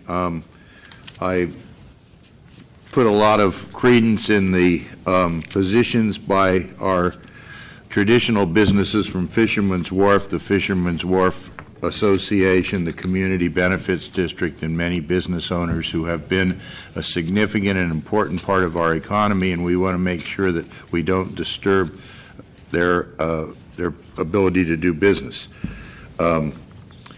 Few points were made. One thing is that the idea that patients are going to buzz right in and buzz right out and park easily. Often, it's tough to find a parking place in the wharf. So, I think the citing is not a good one. And also, the other point that was brought up, which is a good one, it could be any kind of neighborhood-serving business that they might be opposed to, because, you know, most of what they have are serving those who are coming, tourists, and others are coming to the wharf for entertainment reasons, but they don't have a lot of neighborhood-serving uses within this particular dense part of the Fisherman's Wharf area. So that's an important point. And then going through the petition, with last speaker made the point that a large percentage, probably a majority of those signing had addresses outside San Francisco, Danville, Daly City, Oakland, Brisbane, San Diego, Santa Clara, Redwood City, and those within San Francisco, many of them were quite a distance away from here. I'm not saying that aren't some people who live or work in the area who are supportive, but the vast majority of those putting in positive comments did not live or apparently work in the area. And they make a good point that there are already problems, as was pointed out, and while the dispensary may be very well run, once the patient is out there with cash or with the product on the street, it's just another opportunity for criminal elements, just as they pick on tourists through a number of different ploys. It's easy enough to mug people quickly and grab the cash from them or the product. So, and we approved the one on Lombard. Post and Polk was pointed out. There's about a whole bunch of them on California Street, which were just recently approved. Most of them are delivery services, but there also is an on-site element to the one on California Street. So we already have close to 30 in San Francisco, I think. And technically, the schools like Francisco and Galileo are beyond 1,000 feet, but they're within around 1,500 feet, so technically they're away, but there are a lot of kids there. This was denied in 2006. I remember that case. And there are no dispensaries in Marin or San Mateo County, but we seem to be getting as many as we possibly can here within San Francisco. So apparently either people in Marin or San Mateo County don't need the medication, or for some reason those counties do not feel it's appropriate to have dispensaries. I'd like to see it more regionalized rather than concentrating them all within San Francisco. Another interesting thing that was brought up, one speaker said the pharmacies in the area are not really pharmacies. A CVS and a Walgreens, apparently they don't have dispensing of medication. So the same thing could apply here for the same reasons. And the area doesn't seem to be too well laid out. There's apparently a shared presence there that Gray Line and other businesses would sort of be in the same location as this. So that's a little confusing, and I'm not sure if it's laid out the best as it could be. Another point that was brought up that we've never discussed before, we have all these formula retail controls, and the idea is formula retail has the wherewithal to compete and drive out small businesses. And this industry is getting to be a very lucrative one. It just, that's why you're seeing so many of them. So they've got the bucks to pay the big rents, and we start to have to think, are we driving away possible renters at a lower rent by allowing these kind of things to happen? They're not formula retail, but some of the same things that we have concerns about exist with medical marijuana dispensaries. So I'm opposed to this location. It doesn't sound like the right one, and that's how I'll be voting. Commissioner Moore. It's an interesting conversation. It gets more interesting as we're hearing additional applications. Prop 215 passed in 1996. San Francisco supported it with a large, overwhelming majority of 76%. And in 2006, when I started to sit in this very same seat, at that time it was a discussion by which many of the arguments which were made for it were highly relevant and appropriate, including some of the criticisms about prejudice, etc. However, those arguments today are not quite the same anymore. One, this commission has probably, except for one or two, I'm not quite sure anymore, in the last 10 plus years approved every MCD and has given a lot of attention to the thoughtful adding conditions which were particularly responsive to particular neighborhood conditions. And that is what I think the focus of today's discussion is for me. It's about land use. It's not about real estate and an opportunity to fill space, but it's about land use adjacencies which in a way before or after have to either be complemented, perform better, or are impacted to the extent that I feel there is a conflict. The people who spoke against it made some arguments which resonate well with me. The wharf, and as a San Francisco resident, I don't go down there as often as others do, is an open space. It's an area of people really experiencing an open space and aspects of the open space, from the America's Cup to the Dolphin Club, the South End Rowing Club, and some other things, including sometimes the Borden Bakery as one place where you can watch how bread is made. And I think that has an attractiveness by which I believe this particular use doesn't quite fit. Let me step back and say the bar of supporting MCDs since 1996 has seriously shifted. It's not as much anymore about location and radii, with saying a quarter of a mile radius there's nothing. I think it's a highly inappropriate comment to make. But since much of the business has shifted into online and delivery, with the person who needs cannabis being quite capable of choosing the distributor and choosing the particular type of medication they need, I believe that the brick and mortar are further and further fading into the background. Now it comes to location. And I'd like to address the gentleman who actually is representing today's applicant. We just approved not too long ago, probably 8 weeks ago, a location on California Street in the lower block of California, which has a large set of office suites, all in the support of the online, really targeted, high-end, highly quality control delivery of marijuana. So I'm asking myself, we're being pressured for a brick and mortar, which I believe is at the wrong place at the wrong time. And we are not taking into consideration that we are also simultaneously supporting the online enlargement of office space within the financial district, for example, where also there is somebody who can have walk-in pickup of marijuana. So looking at all the factors, this location isn't quite the right one for me, and I don't think that I will support it today. Commissioner Richards. I've been on this commission nearly 16 months, maybe a little bit more.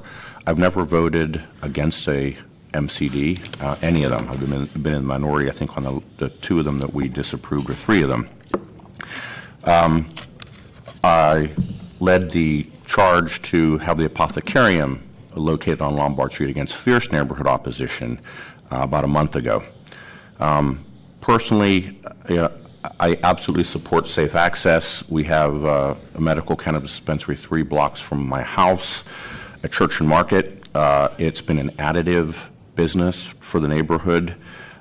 It's, I think, completely independent of the homeless or vagrancy issue. In fact, if you look across Market Street where there is a vacant home restaurant, that's really what's causing a lot of the vagrancy issues. It's not the MCD itself. So I think vacant storefronts encourage more vagrancy than an MCD could ever. However, Mr. Campbell did a great job crystallizing it and putting this project in a different lens for me, in that he paralleled this with other issues, some I've been personally involved in the Castro with the Starbucks, Chipotle, Umpqua Bank, Mission, the Jack Spade store, really trying to understand here the neighborhood and the businesses. This is one of the few places in San Francisco where I personally think that an MCD does not belong.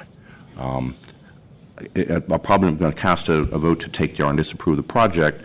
Other things that weigh on me, as Commissioner Antonini said, was Walgreens and CVS do not have a pharmacy. I think active uses, this would discourage a lot of the active foot traffic from going in because you need to be a member. It's almost like a private club. Absolutely support MCDs. And this probably would be the only time that I'd say this is an extraordinary place, extraordinary and exceptional circumstance for me to actually vote no. My advice to the folks for Fisherman's Wharf, you might want to consider what folks in District 4 did to protect your business district and ask your supervisor to require a CU in the future for any MCD in your district. So I'm going to vote no on this. Let me add a couple of thoughts here. In 2006, I was actually on the other side of this dais and was part of the group that was opposed to the cannabis dispensary on North Beach, which I think you're actually sitting in the same seat all these years, Commissioner Moore. And I think for the very same reasons that the Commission was opposed to that and denied that. They are the same, if not stronger, for your very reasons that from a land use issue, we have many more choices in accessibility in the city. The delivery component is there. People sort of chuckle when I say this, but there are more marijuana dispensaries than there are gas stations in San Francisco, so I don't think we are lacking in accessibility. We just approved one 2 weeks ago in the northern part of the district here, a mile away. A couple of questions which make me, and first of all, I appreciate all of the speakers who came in support. I mean, you're an incredibly elegant audience and patience, and I believe absolutely every one of your stories. I hope that I never become in a physical position where I need to, but I will certainly look at that as a method for medication myself if I ever become that way or my family does. But the way that this store is laid out with a very generous ground floor lobby, that's really inviting to the public, doesn't really speak to me that they're for patients like yourself. And there are many medical offices that are on the second floor, chiropractic offices that have services on the second floor. This is an incredibly, if not the highest rent district per square foot in San Francisco. And to have such, and it varies between ground floor and second floor by 5-fold per square foot. So to take so much ground floor space, I find it a little bit contradictory that you're going to serve these types of patients completely. I think it's a retail business and intended to be a retail business. So I have concern about that. Maybe Mr. Hanlon, can you address the ADA question that was brought up about manager and storage being on the second floor with no elevator access?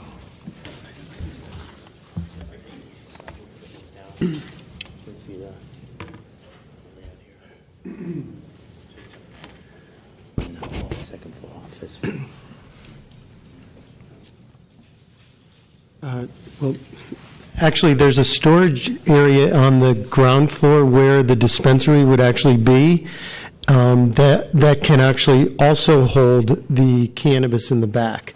So this, with regards to the comments about it being not safe, the individuals will come in the front door here, and there is a counter there where they'll need to show their valid ID. My question was actually about if it's ADA compliant and in the upstairs office is going to be used for storage. Well, And the then upstairs disabled- office will be the project sponsor's office, and there's storage downstairs where the cannabis will be distributed. Okay, thank you. And there's common area bathrooms within the building?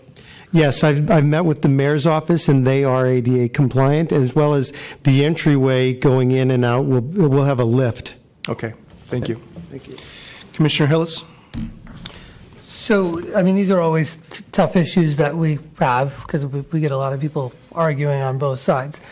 I mean, I'd argue some of the good things about the location here is it's not on directly the main drag at Fisherman's Wharf. It's somewhat off, and it's a fairly small and narrow storefront. But I share some of Commissioner Fong's concerns. I mean, I usually argue for them to be a little more open than typical. I mean, there's usually gates and bars and sometimes guards there.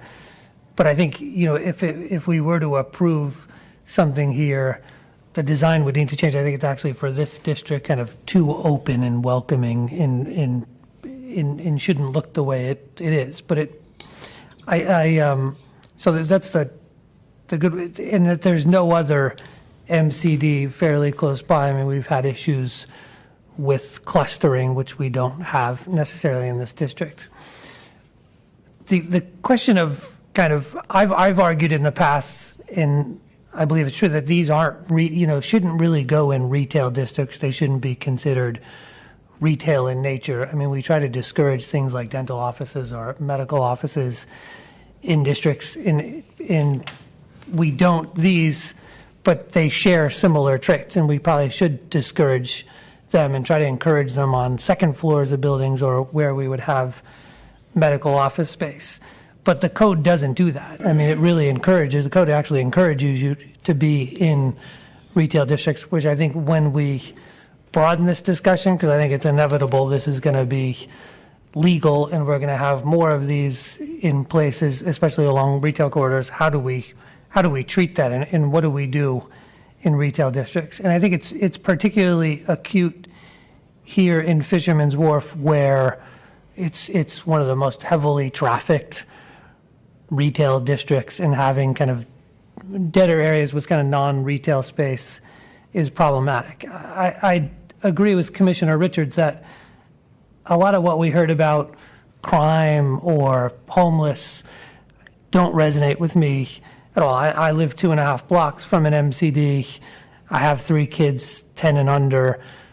It's not a big impact on us that there's an MCD. I mean, the biggest impact I see is actually from people driving and double parking and going into that, and it takes up a retail space that could otherwise be used by a more active retail establishment. So that's, I mean, I think that CDB brought that up is my biggest concern about kind of in this heavily trafficked retail corridor having the use there. One question for the project sponsor, which came to me as I read this, why this location? I mean, for something that's serving, more neighborhood serving, you're in our kind of central tourist destination. As some pointed out, it's not easy to get there and park and go in and have a neighborhood serving. Where we do see neighborhood serving, like Trader Joe's there or Walgreens, there tend to be parking lots associated with it. But why'd you choose this area? I mean, is the green zone a factor too? Because I think we've had difficulties broadening where MCDs should be, and I've advocated actually for reducing the radius around schools and things like that, because I think it tends to restrict the number of MCDs in places, and that's why we're seeing clustering in the Excelsior and south of Market. But have you looked around, why'd you choose this location, and have you looked at other districts around the city? There's many reasons. I actually spent the first 6 months of this year working very closely with the planning department, and I actually pulled 4 LODs throughout the city, and this was one of the locations based on my own, going through every neighborhood of the city that is underserved for the individuals that reside in the 4 adjacent neighborhoods above Fisherman's Wharf. And another reason is one thing that I haven't heard anyone talk about is that they just recently opened up a Orchard's hardware store that's about 30 feet from my front door. There's a Ross, there's an H&R Block within a block away that all these individuals that they're referring to are also going to walk by that are actually businesses, that are resident focused in the neighborhood.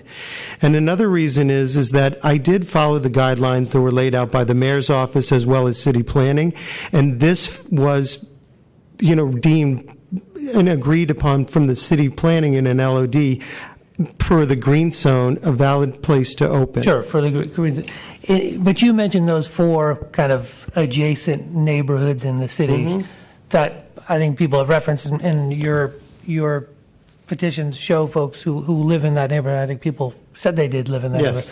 Are they off limits because they're not part of the green zone? I mean, maybe that's more appropriate for a staff question. But did you look in those neighborhoods? I did. Yes.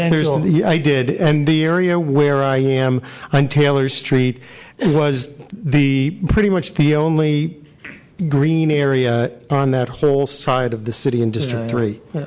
Okay. Thank you. I mean, I think that's something that we've got to address. Thank you for your comments.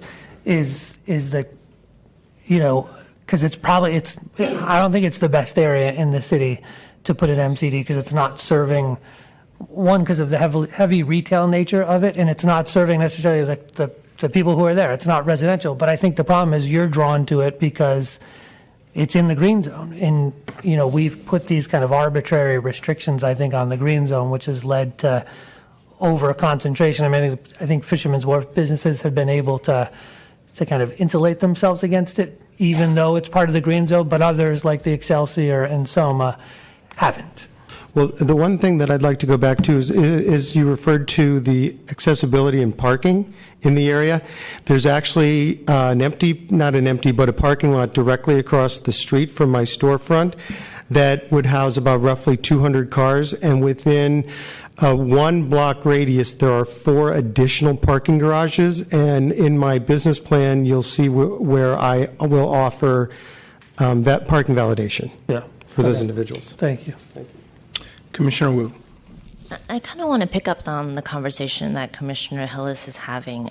The green zone is very limited, and I really think the challenge ahead of us is going to be to find a way to have sort of equitable distribution throughout the city with this limited green zone. And my guess is there's really only a few more neighborhood locations that will, that can that meet the criteria of being in the green zone, but also not already having clustering challenges. And so, that leads me to be inclined to support the project. I agree that there's some storefront challenges. It does seem really quite open. There needs to be ways to talk about garbage.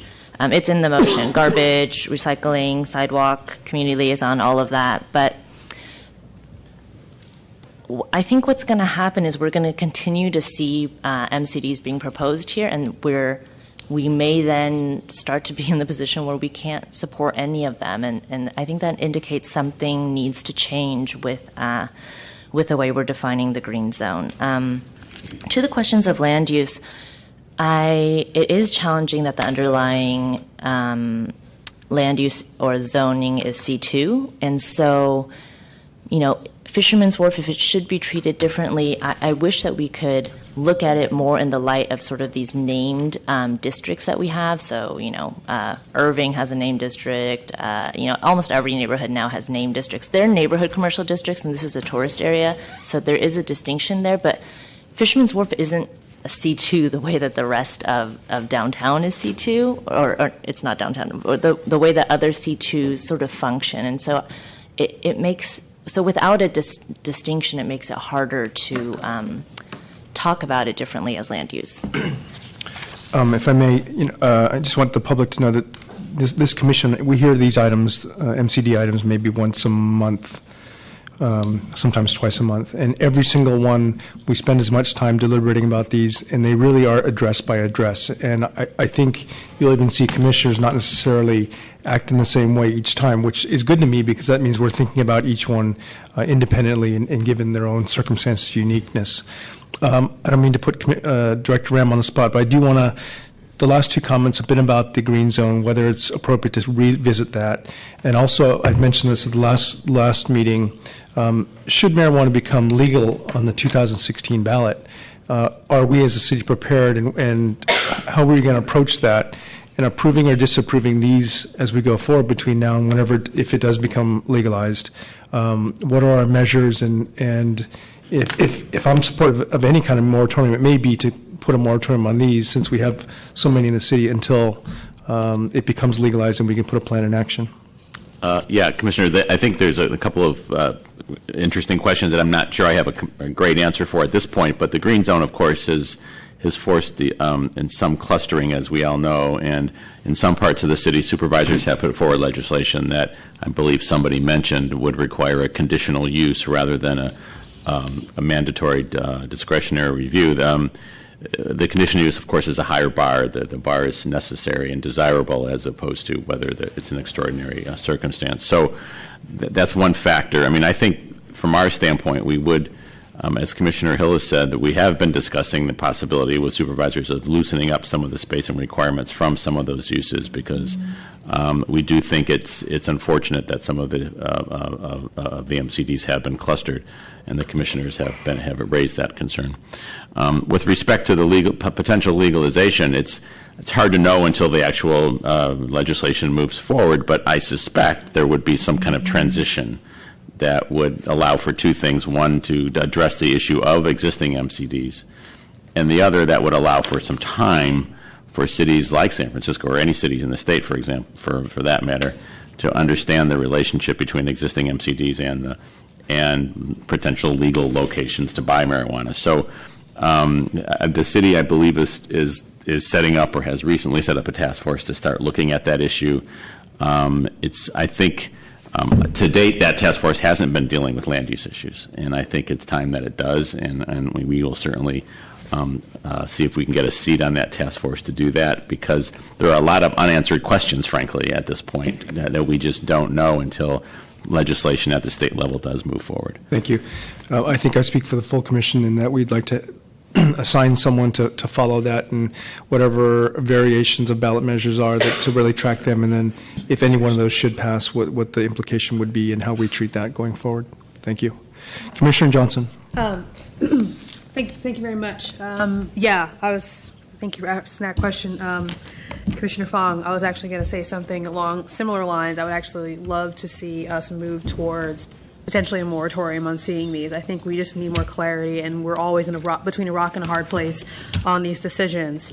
And then also just adding the commentary that I appreciate the fact that the committee is doing that work and hope that we do get a seat on there, because I can envision that even if we had the legislation out today and ability to review it, I don't think it would answer all of our questions, because typically with things like this, we still have to look at our zoning code. We still have to look at our planning code. It's not going to change anything about that. So I'm glad that we're starting to look at this forwardly.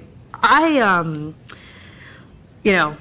like to keep things simple a lot of times, and this is one of those circumstances where, yes, do I wish that this area was not zoned C2, or potentially maybe it was a special use district? Do I wish that maybe this district had a bar of a CU? Yes. There are a lot of facts on the ground that I kind of wish were in place today, but they are not. We have a circumstance where this is an area within the so-called green zone. I don't necessarily see any extraordinary circumstances, whether you are on the side of believing that this is a family-friendly area and a use like this isn't compatible with the type of clientele that comes to this area and it's a detriment, or if you believe that it's crime-ridden and there's problems enough, and having this land use there contributes to or exacerbates those problems with whichever side of the spectrum you're on, whether you believe that this use is not active, meaning, a general population going from storefront to storefront that normally anyone could go in any storefront, but now you have one where it's for a specific use, whether you believe that that's compatible or not. None of those, to me, are part of the decision about a discretionary review. I think it'd be different if this were a SUD. I think it'd be different if this were a CU, but unfortunately, that's not the case. So I'm going to support it today. I don't know if that's going to move forward. If it does sound like there might be some support for that, then I definitely think that there are some conditions that I would want to see around clarifying the security of the retail space and clarifying the layout. I do think that it is open, so from a physical standpoint, that's good because you don't have what we've seen in other MCDs that we've took issue with, where you have sort of closed off and opaque windows and guards with guns standing outside of the door. I don't think we want that, but I do feel that at the width of this retail space, we want to make sure that it is visible, that it's not necessarily for everyone to just walk in, and I don't want the staff of the space to be overwhelmed and to potentially create any sort of issues.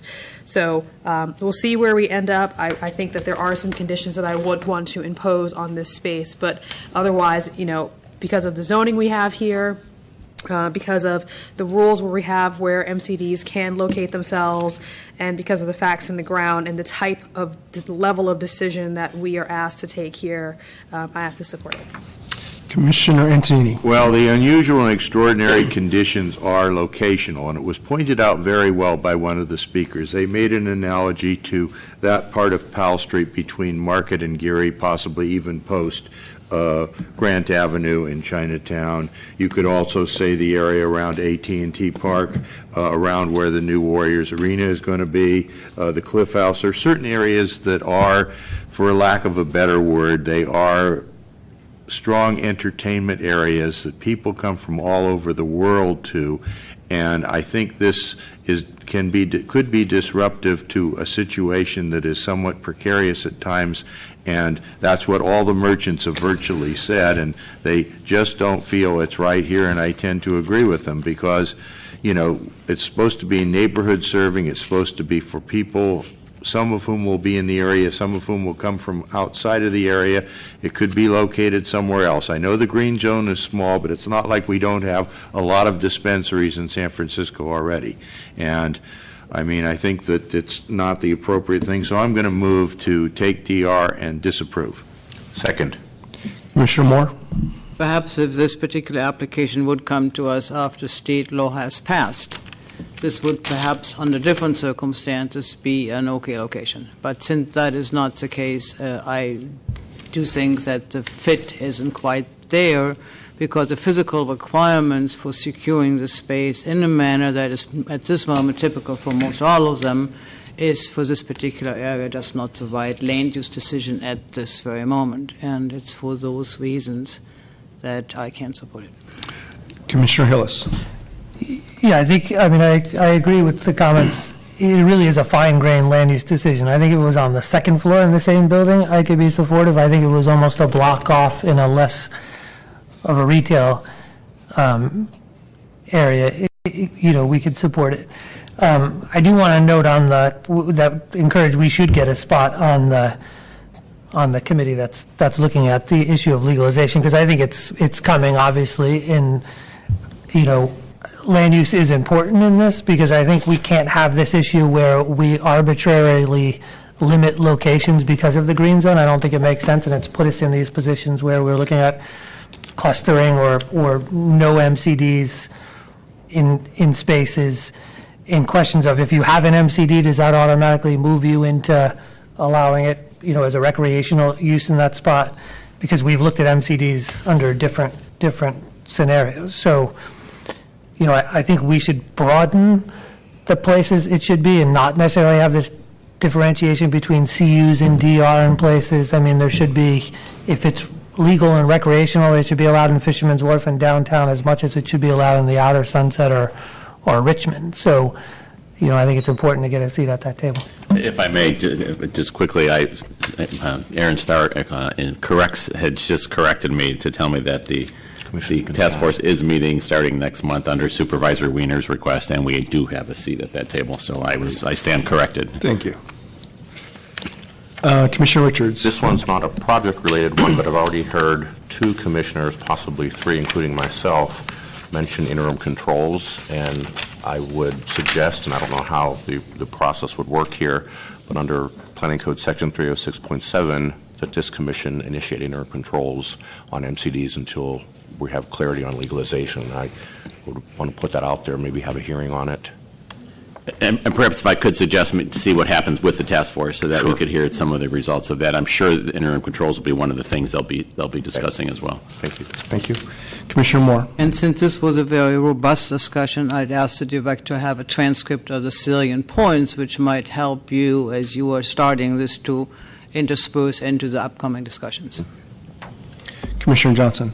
Yeah, just real quick. I would actually take it farther than interim controls and just really go moratorium. Interim controls to me speaks to changing that we would use to see the cases that come before us, and I really think as we go forward in 2016, we probably should just not see any cases for a while. And then just finally, agree with Commissioner Antonini actually on some of comments he made about the comparison of this Fisherman's Wharf neighborhood to other uses, the entertainment sort of districts that we have. And again, sort of going back to my comment that if we want to change the facts on the ground about what type of district this is to make our lives easier, I would very much propose that the supervisor for the district or those who are interested in that push for that. As an example, you mentioned the Warriors Arena. As part of the approvals for that project that the successor agency took under, they made it like an entertainment district. So, those are the sorts of zoning districts that really clarify what type of uses, and we just don't have that here. Commissioners, there is a motion that has been seconded to take DR and disapprove this project. On that motion, Commissioner Antonini. Aye. Commissioner Hillis. Aye. Commissioner Johnson. Yeah. Commissioner Moore. Aye. Commissioner Richards. Aye. Commissioner Wu. No. And Commission President Fong. Aye. So moved, Commissioners. That motion passes 5-2. Johnson, the commission is going to take a lunch break, and I'll be back in about half an hour.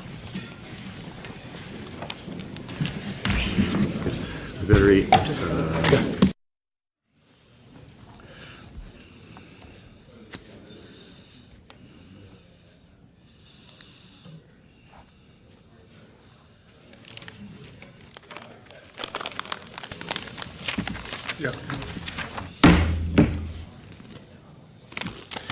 Good afternoon and welcome back to the San Francisco Planning Commission regular hearing for Thursday, December 17th, 2015. I'd like to remind members of the public that the Commission does not tolerate any disruption or outbursts of any kind.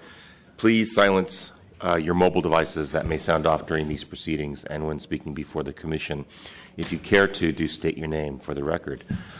Commissioners, we left off under your regular calendar on item 13. For case number 2015-013682 PCA, projecting signs in the Fillmore Street Neighborhood Commercial Transit District. This is a planning code amendment. Good afternoon, Commissioners. Aaron Starr, Manager of Legislative Affairs.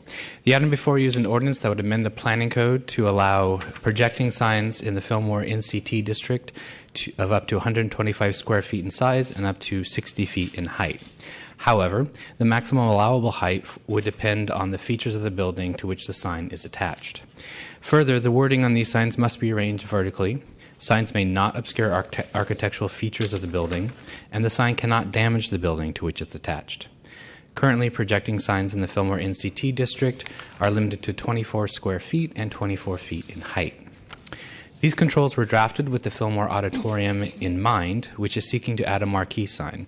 However, these controls could be used by other businesses in the Fillmore NCT District, provided they meet the strict requirements on neighborhood livability and architectural integration.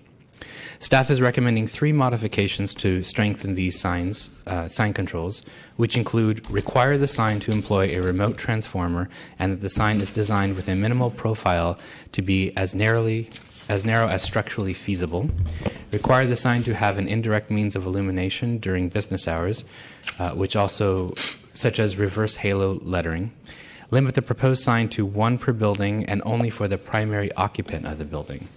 Staff's recommendations are intended to strengthen these controls to ensure these signs will be of high quality and add to the aesthetic quality of the neighborhood. Staff's recommendation is for approval with modifications. That concludes my report, and as always, I'm available for your questions. Supervisor Connor Johnson from Supervisor Breed's office is here to talk about it as well. Thank you. Good afternoon, Supervisors. Connor Johnston, Legislative Aide to Board President Breed. The item before you is her legislation. It is in District 5. Mr. Starr did an excellent job of overviewing the details, so I'll just briefly talk about the context of where this legislation comes from. The Fillmore Corridor, Fillmore neighborhood, is a real cultural and historic jewel in San Francisco. It's what gave us the Fillmore of the West, or the Harlem of the West, excuse me. And the Fillmore Auditorium is a really critical component of that neighborhood and sort of a landmark that tells you have arrived in the Fillmore neighborhood. And so that's why Supervisor Breed thinks it's so important that they have a sign that indicates that. In your packet, you have a letter from Monetta White, the president of the Lower Fillmore Merchants Association. I just want to briefly mention some of the things that she says in her letter. The Merchants Association enthusiastically supports this legislation. It has 100% support from our membership. And she reiterates the point that the Fillmore Auditorium will serve as a welcoming gateway to the neighborhood, much in the same way that the Castro Theater is the welcoming gateway to the Castro, another historic neighborhood in San Francisco. The Fillmore Auditorium serves that same function in the Fillmore. And so on behalf of Supervisor Breed, I would ask for your support today, and I'm happy to answer any questions. Thank you. We may have questions for you later. Project sponsor. There is no project sponsor. It's legislative action. Opening up to public comment. I do have one speaker card, Andrea Baker. Okay. Hi, Commissioners. Thank you for giving us your time today. I'm Amy Bailey Nobler. I'm the General Manager of the Fillmore Auditorium. This idea was born when I served on the board of the Fillmore District CBD, and the community came to me and said they'd really like to clean up that corner and have some sort of photo opportunity from tourists visiting the neighborhood. That's the subject of a lot of our merchant meetings. So we did discover that the current code requires a sign to be very low on the ground, meant for a retail establishment. So we engaged Supervisor Breed and the Planning Department on a way to get that sign up and to properly represent the building and the entrance to the corridor. Thank you so much for your time. Thank you. Is there any additional public comment? Okay, public comment is closed. Commissioner Antonini. Yeah, just a question. It looks like this is going to be a blade sign, and any other signs would be, if they were allowed for other businesses, would be blade signs too, probably. That's correct. The lettering has to be vertical, so Vertical. that sort of makes it a blade sign. Yeah, okay, sounds fine to me. I'm going to move to approve. Second. With modification. Yes, with modifications suggested by staff, if they're okay with the supervisor's office. Very good, Commissioners. Then there is a motion that has been seconded to adopt a recommendation for approval with staff modifications. On that motion, Commissioner Antonini. Aye.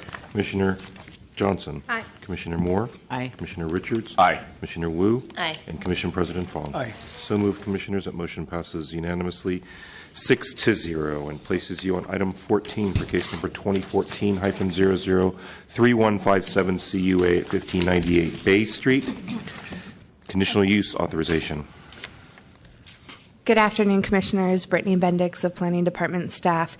You have before you a request for conditional use authorization to demolish a former Chevron automobile service station and to construct a 28-unit residential building on a property greater than 10,000 square feet and located in an NC2 zoning district. The new residential building is approximately 50,900 square feet, contains 28 dwelling units, 42 off-street parking spaces, and 40 bicycle parking spaces. Given the property's corner lot configuration, the project requires a rear yard modification and variances from planning code requirements for open space and dwelling unit exposure. The requests for these exceptions will be heard by the zoning administrator. However, because the rear yard modification was not properly noticed, the variance and modification requests have been continued to the regular January 27, 2016 variance hearing and will be heard by the zoning administrator at that time. Given that there is no opposition and that the project complies with all other requirements of the planning code and that the project will bring the site into greater conformity with the general plan, the department is comfortable moving forward with today's conditional use hearing with the recommendation of approval and standard conditions. This concludes my presentation and I'm available for any questions. Thank you. Thank you. Project sponsor?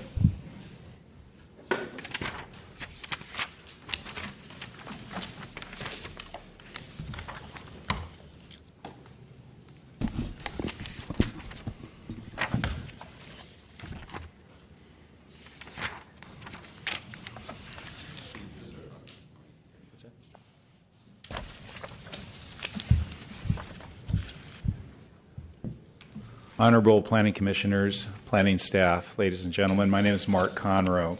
I'm the president and founder of Presidio Development Partners, a 16-year-old San Francisco-based real estate development company who's the project sponsor. I've been a real estate developer for over 30 years and built over 200 projects. We have done or are in the process of doing 5 residential projects in San Francisco. My company has offices in Fox Plaza and had them there for the past 10 years, just a block from here. I've lived very close to the subject property for the past 16 years and currently live and have lived there for 6 years, about 2 blocks from this property where I'm raising my 2 young sons. I care deeply about what happens in the marina. I've been very involved in the San Francisco community for the past 35 years, including serving on the board of directors for the San Francisco Child Abuse Council, San Francisco City Team, which provides services to homeless, the Sarah Preschool, and was instrumental in helping getting the SF Jazz Concert Hall built. Our company is committed to building the highest quality projects that integrate well into the surrounding neighborhood. As we do with all our projects, we reached out to the neighborhood to understand their concerns and design a project which addressed them. More specifically, this past summer, we had a community outreach meeting and followed it up with 10 separate meetings with those who wanted additional information. This neighborhood outreach resulted in receiving 9 letters of support, with 4 of those coming from the neighbors that are adjacent to the site, and a letter of support from the past president of the Marina Community Association. As a result of the feedback from the neighbors, we redesigned the building to increase the setback from our neighbor to the east, resulting in our building being 35 feet from their building. And that actually is what triggered the split in the variance hearing, because it was conforming before we redesigned the building to conform to address our neighbors' concern for greater setbacks. As a result, our goal from the beginning was to design a very high-quality building which respected and integrated well with the adjacent historic building and had a timeless feel to it. We believe that the resulting building will feel like it's always been there and will be a beautiful addition to the existing marina architecture. I'd like to now introduce our project architect, Alex Seidel, who will give a brief overview of the building design, and I certainly welcome any questions you might have and ask for your support today. Thank you. Thank you. Good afternoon, Commissioners. An animating idea in the practice of our small San Francisco firm has been to do and design buildings that are contextually appropriate. We're blessed on this site by actually having some really beautiful, interesting pieces of context. The site being located in the center of the aerial view there, and in the lower right-hand corner, the Gaslight building, which is the property directly to the north. In addition, about a block away at the corner of Bay and Laguna, there's a building called Heritage on the Marina, which is another brick building that's got great historical character. Here you can just get a sense of the building in context, the upper view being Bay Street, the lower view being Laguna, where on the left you can see the Gaslight building on the left with its turreted corner. Slightly different expressions. Let's take the next.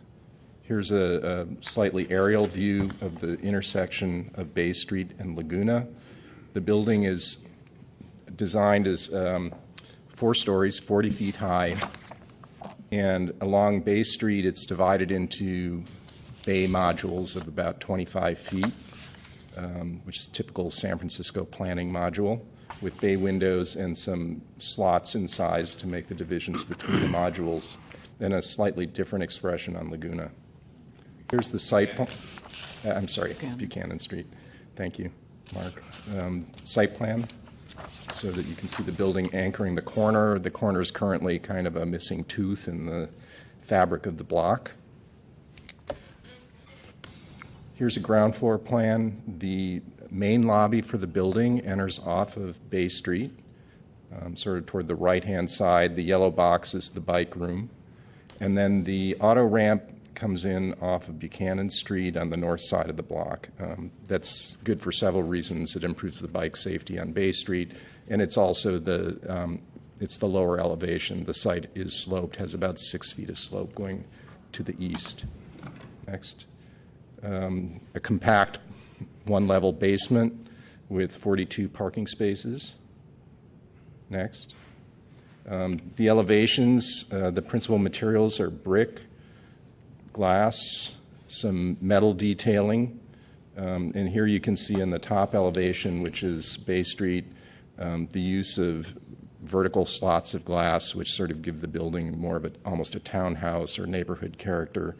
And of course, projected glass bays kind of wrapping the corner and onto Buchanan. Next. So these are the what I'd call the inside elevations. The lower one is the east elevation that faces the Marina Cove Apartments, where we've widened the setback, as Mark mentioned, and then what I'll call the courtyard view on top. Next. This is a section through the building. On the upper section, you can see the stoop entries that would be entering from Buchanan Street. They have about 5 risers, and they help give some additional privacy to those units at grade while activating the street. And this is a view from the Buchanan side. You can see the garage entry in the foreground and kind of a look back into the courtyard, what we call the greenhouse from the historic building. You can see its peaked roof in the foreground. And again, we chose to have a glassier expression on the north side of the building to give the impression that the massing is stepping down toward the historic site to the north. And finally, and I'm going to leave you with this one, this is a shot from the principal corner where the 2 streets intersect, and we've got a projecting glass bay there to emphasize the corner. With that, I think I'll leave it to you folks to ask any questions you'd like. Thank you. Great, thank you. Okay, opening up to public comment. 1 speaker card, Andrea. No, sorry, that's old. Public comment. Eugene Lynch, Jr. I live on the same block, and I'm in favor of this. It's well thought out. It's been vacant for so long. It would be nice to have something go in there. The gas station served its purpose at the time. It would be a great addition to the block. I just informally spoke to these gentlemen during the recess, and they have their plan definitely together. They answered a couple of my questions. I would say one issue, and this might be more traffic and parking, but there's a tremendous amount of traffic there. The 43, the Safeway trucks, and there's buses, private buses to Fort Mason for convention type activity. And there's also the Goodwill that has a lot of traffic, people parking anywhere they want, and basically breaking the rules, parking in the red zone or the bus zone. So there is some congestion right there at the northwest and the northeast corners. I just wanted to bring that to your attention, and I'm sure that can be easily mitigated. Thank you. Also, I won't see you probably, so have a Merry Christmas and Happy New Year. Thank you very much. Any additional public comment? Okay, not seeing any public public comments closed. Commissioner Moore. Since 2009, that particular lot has been extremely disruptive to feeling the neighborhood, because the neighborhood is relatively low-rise. The street is rather wide. Across the street is a huge park. And the edge of the park, because of it being less overpopulated has actually become a problem over the last few years. So seeing this building step in, not talking about loss of another gas station, is a completely separate subject. We need to talk sometimes. I think it's a fabulous project to have at this site. What I like about it is that it's so understated, yet so elegantly contemporary that it starts to tease your perception of architecture. I mean, the older building, and I apologize for not knowing its name, at Laguna and Bay. Heritage? It's a home for the elderly. Heritage. That's what it's called. It's an absolutely fabulous building, the way you kind of wish we could still do it, but we can't. And then coming down and seeing this now blend in to make the building on the corner of Laguna and Bay, which is a rather large apartment building tracking onto North Point, really be upgraded through the presence of a high-end building. I mean, I couldn't be happier to see it. I am aware of the problems with Goodwill. Perhaps there could be indeed a white zone. Many people, including myself, use that particular Goodwill because it's kind of on the way of where we go. But to mitigate the conflict with perhaps 28 more cars or whatever it is, I'm not quite sure exactly what the number is, but around 28, should have a response that is a collective response. So I would suggest that we find a way to really ask that there is no further exasperating that position, because the gas station site has been the fallback position for people who want to run into Goodwill, and I'm speaking really from my own experience here, but that there could be a white zone with a 10-minute or so to help really resolve this in a comprehensive way. I'm in full support of the project and move to approve with conditions. Second. Let me share some thoughts. I know the block very well. My grandfather built and developed the building next door, the Marina Cove. It probably was not an architectural contributor that you're looking for, but when he did it out of a shoestring budget out of his back pocket in 72 or whatever that was, 73, that's the best he could do. So it's a great location, though, and obviously even the retail on the other side facing Safeway is going to be great. This will be great as well. I see some parking improvements along Bay Street that they've gotten some diagonal or perpendicular parking to get more spaces there, but what's cool is they separated it from the curb to add a bike lane and a protected bike lane, which is great. So as well, obviously supportive, and hope you don't find any underpinning problems there as you go down. Commissioner Antonini. Yeah, I very much like it too, and particularly it has 61% 2- and 3-bedroom units, which is very nice. I like the way it's set up. I was hoping it looks like you stay with the kind of brown rust type masonry and keep it uniform, because it looked like one side of it was a bright red, which I don't think looks as good. It's all going to be the same color. And then you'll have the black frames on the windows, which is very elegant, and I think those combination of the two make it really blend in with the more historic building, so I'm total support. There's nothing further, Commissioners. There's a motion and a second to approve this matter with conditions on that motion. Commissioner Antonini. Aye. Commissioner Johnson. Aye. Commissioner Moore. Aye. Commissioner Richards. Aye. Commissioner Wu. Aye. And Commission President Fong. Aye. So moved, Commissioners. That motion passes unanimously 6-0. And places you on item 15 for case number 2015-000-509 OFA at 1125 Mission Street. This is an office development authorization.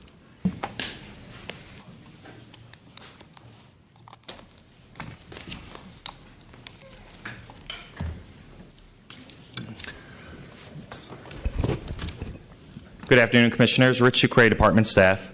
The project before you is an office development authorization for approximately 35,842 square feet at 1125 Mission Street. The proposal is a change in use of approximately 35,000 square feet from auto garage slash repair to office use on all floor levels, the basement, first and second floors. As part of the change in use, the proposal would undertake facade alterations, including replacement of the roll-up door with a new storefront system on the ground floor, replacement of the windows on the upper floor levels with new compatible windows, removal of a projecting sign, and removal of a guardrail along the roof line. To date, the Department has received one letter of support for the project, which was received after packet publication. I provided copies of this letter for your review. In addition, I provided revised plans which incorporate the architect's title block as well as a summary page on the title page. After analyzing all aspects of the project, department staff recommends approval with conditions. The project complies with the applicable requirements of the planning code and the general plan. The project is in a zoning district that principally permits office use and encourages the growth of office development. The project represents an allocation of approximately 3.2% of the small cap office space currently available for allocation. At current rates, the project will pay the appropriate development impact fees. The project sponsor is present and is available for any questions. This concludes my presentation, and I'm available for any questions. Thank you. Thank you. Project sponsor, please.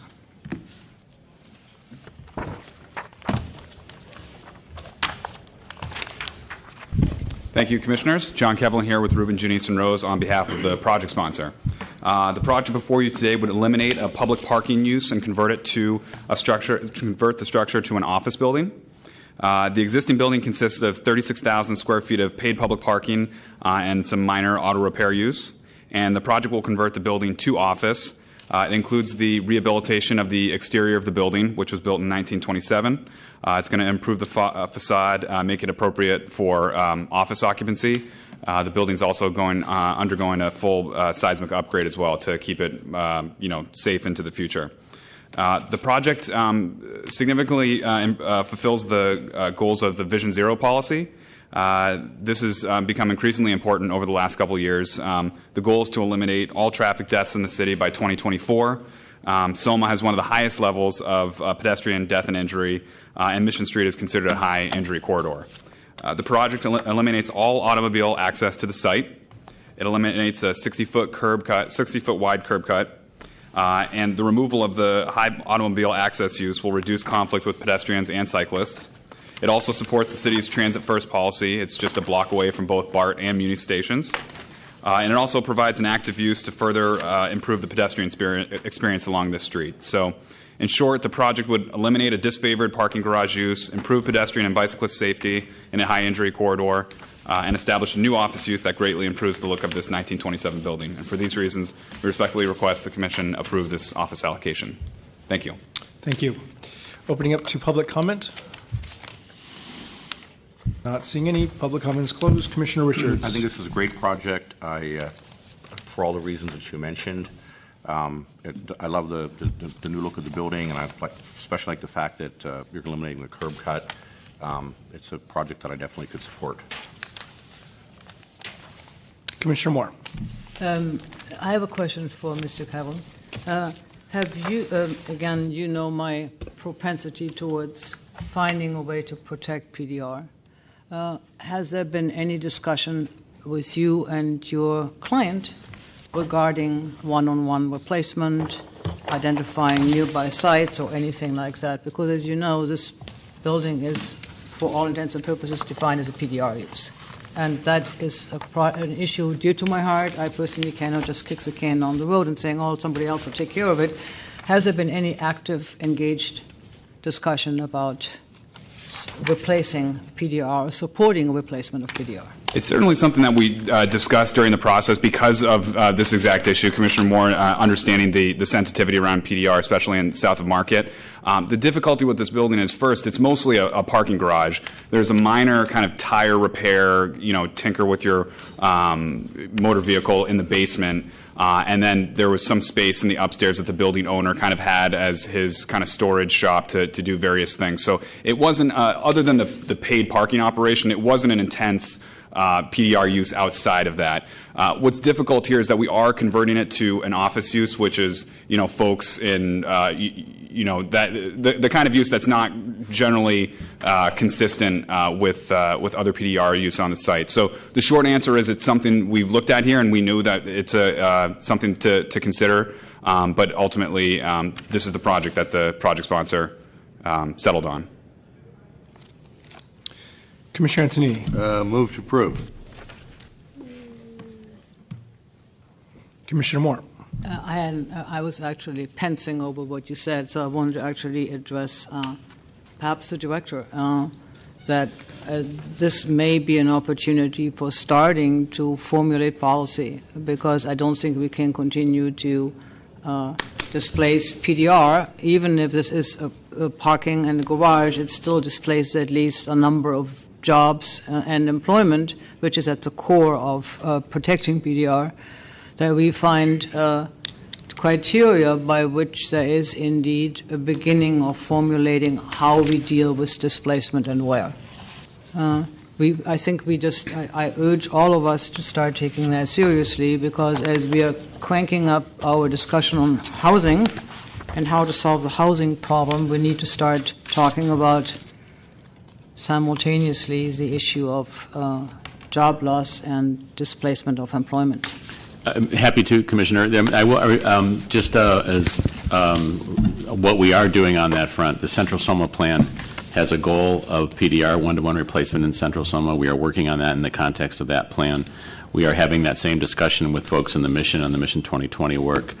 And I also think it's probably time for us to come back to you with an update on PDR, because we actually are, there is actually 300,000 or 400,000 square feet of PDR space that is now either under construction or in the pipeline, which is the first time we have seen new PDR space in many, many years in the city.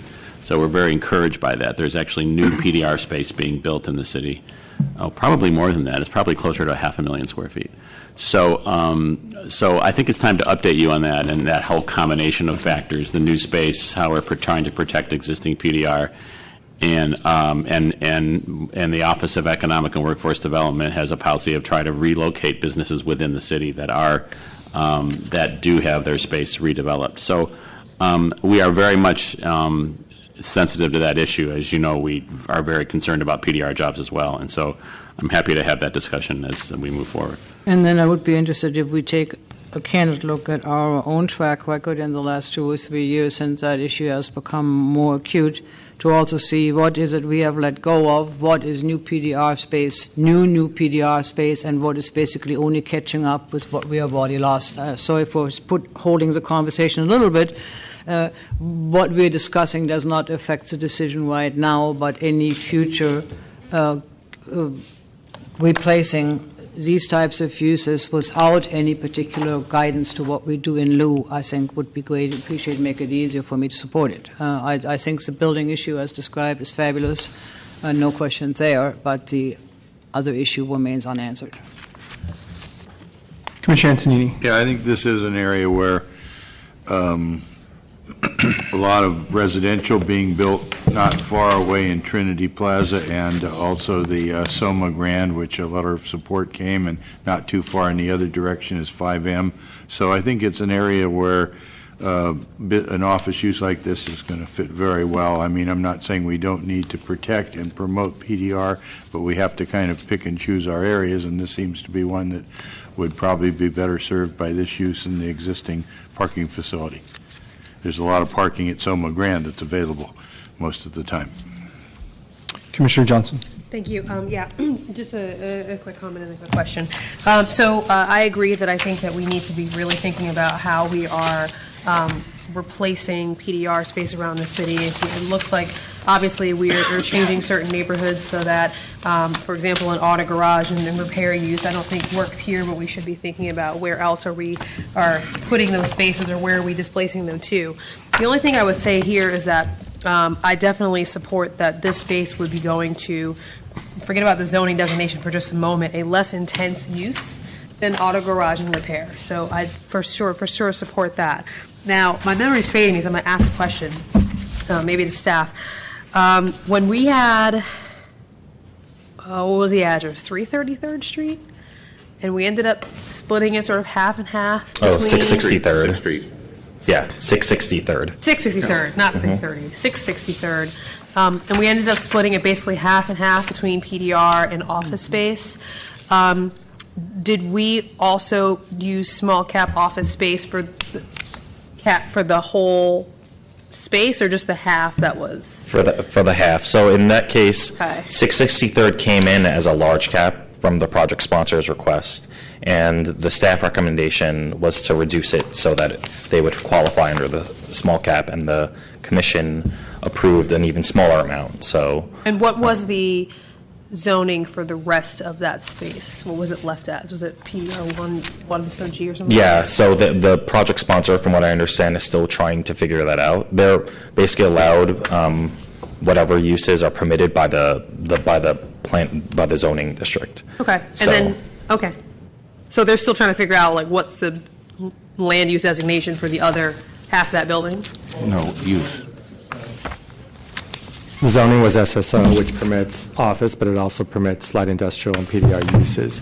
You, as the commission, only granted the 40, it was roughly 40,000 square feet of small cap, so they could not put office on the other floors unless they came back to you. So the remaining floors would be whatever uses, would be permitted otherwise in that zoning. Okay, got it. And then, so for this building, they're going for the small cap office space for the entire space. Correct. Does that preclude light industrial uses? This is where I'm asking the zoning question, because I forget. Well, within MUO, PDR uses are permitted, so Okay. as a right. So if the owner elected to pursue a PDR use in the space, they would be allowed. Okay, so for me, I definitely support the project for that reason. I think that this space is, in terms of where the neighborhood is going, is definitely a place for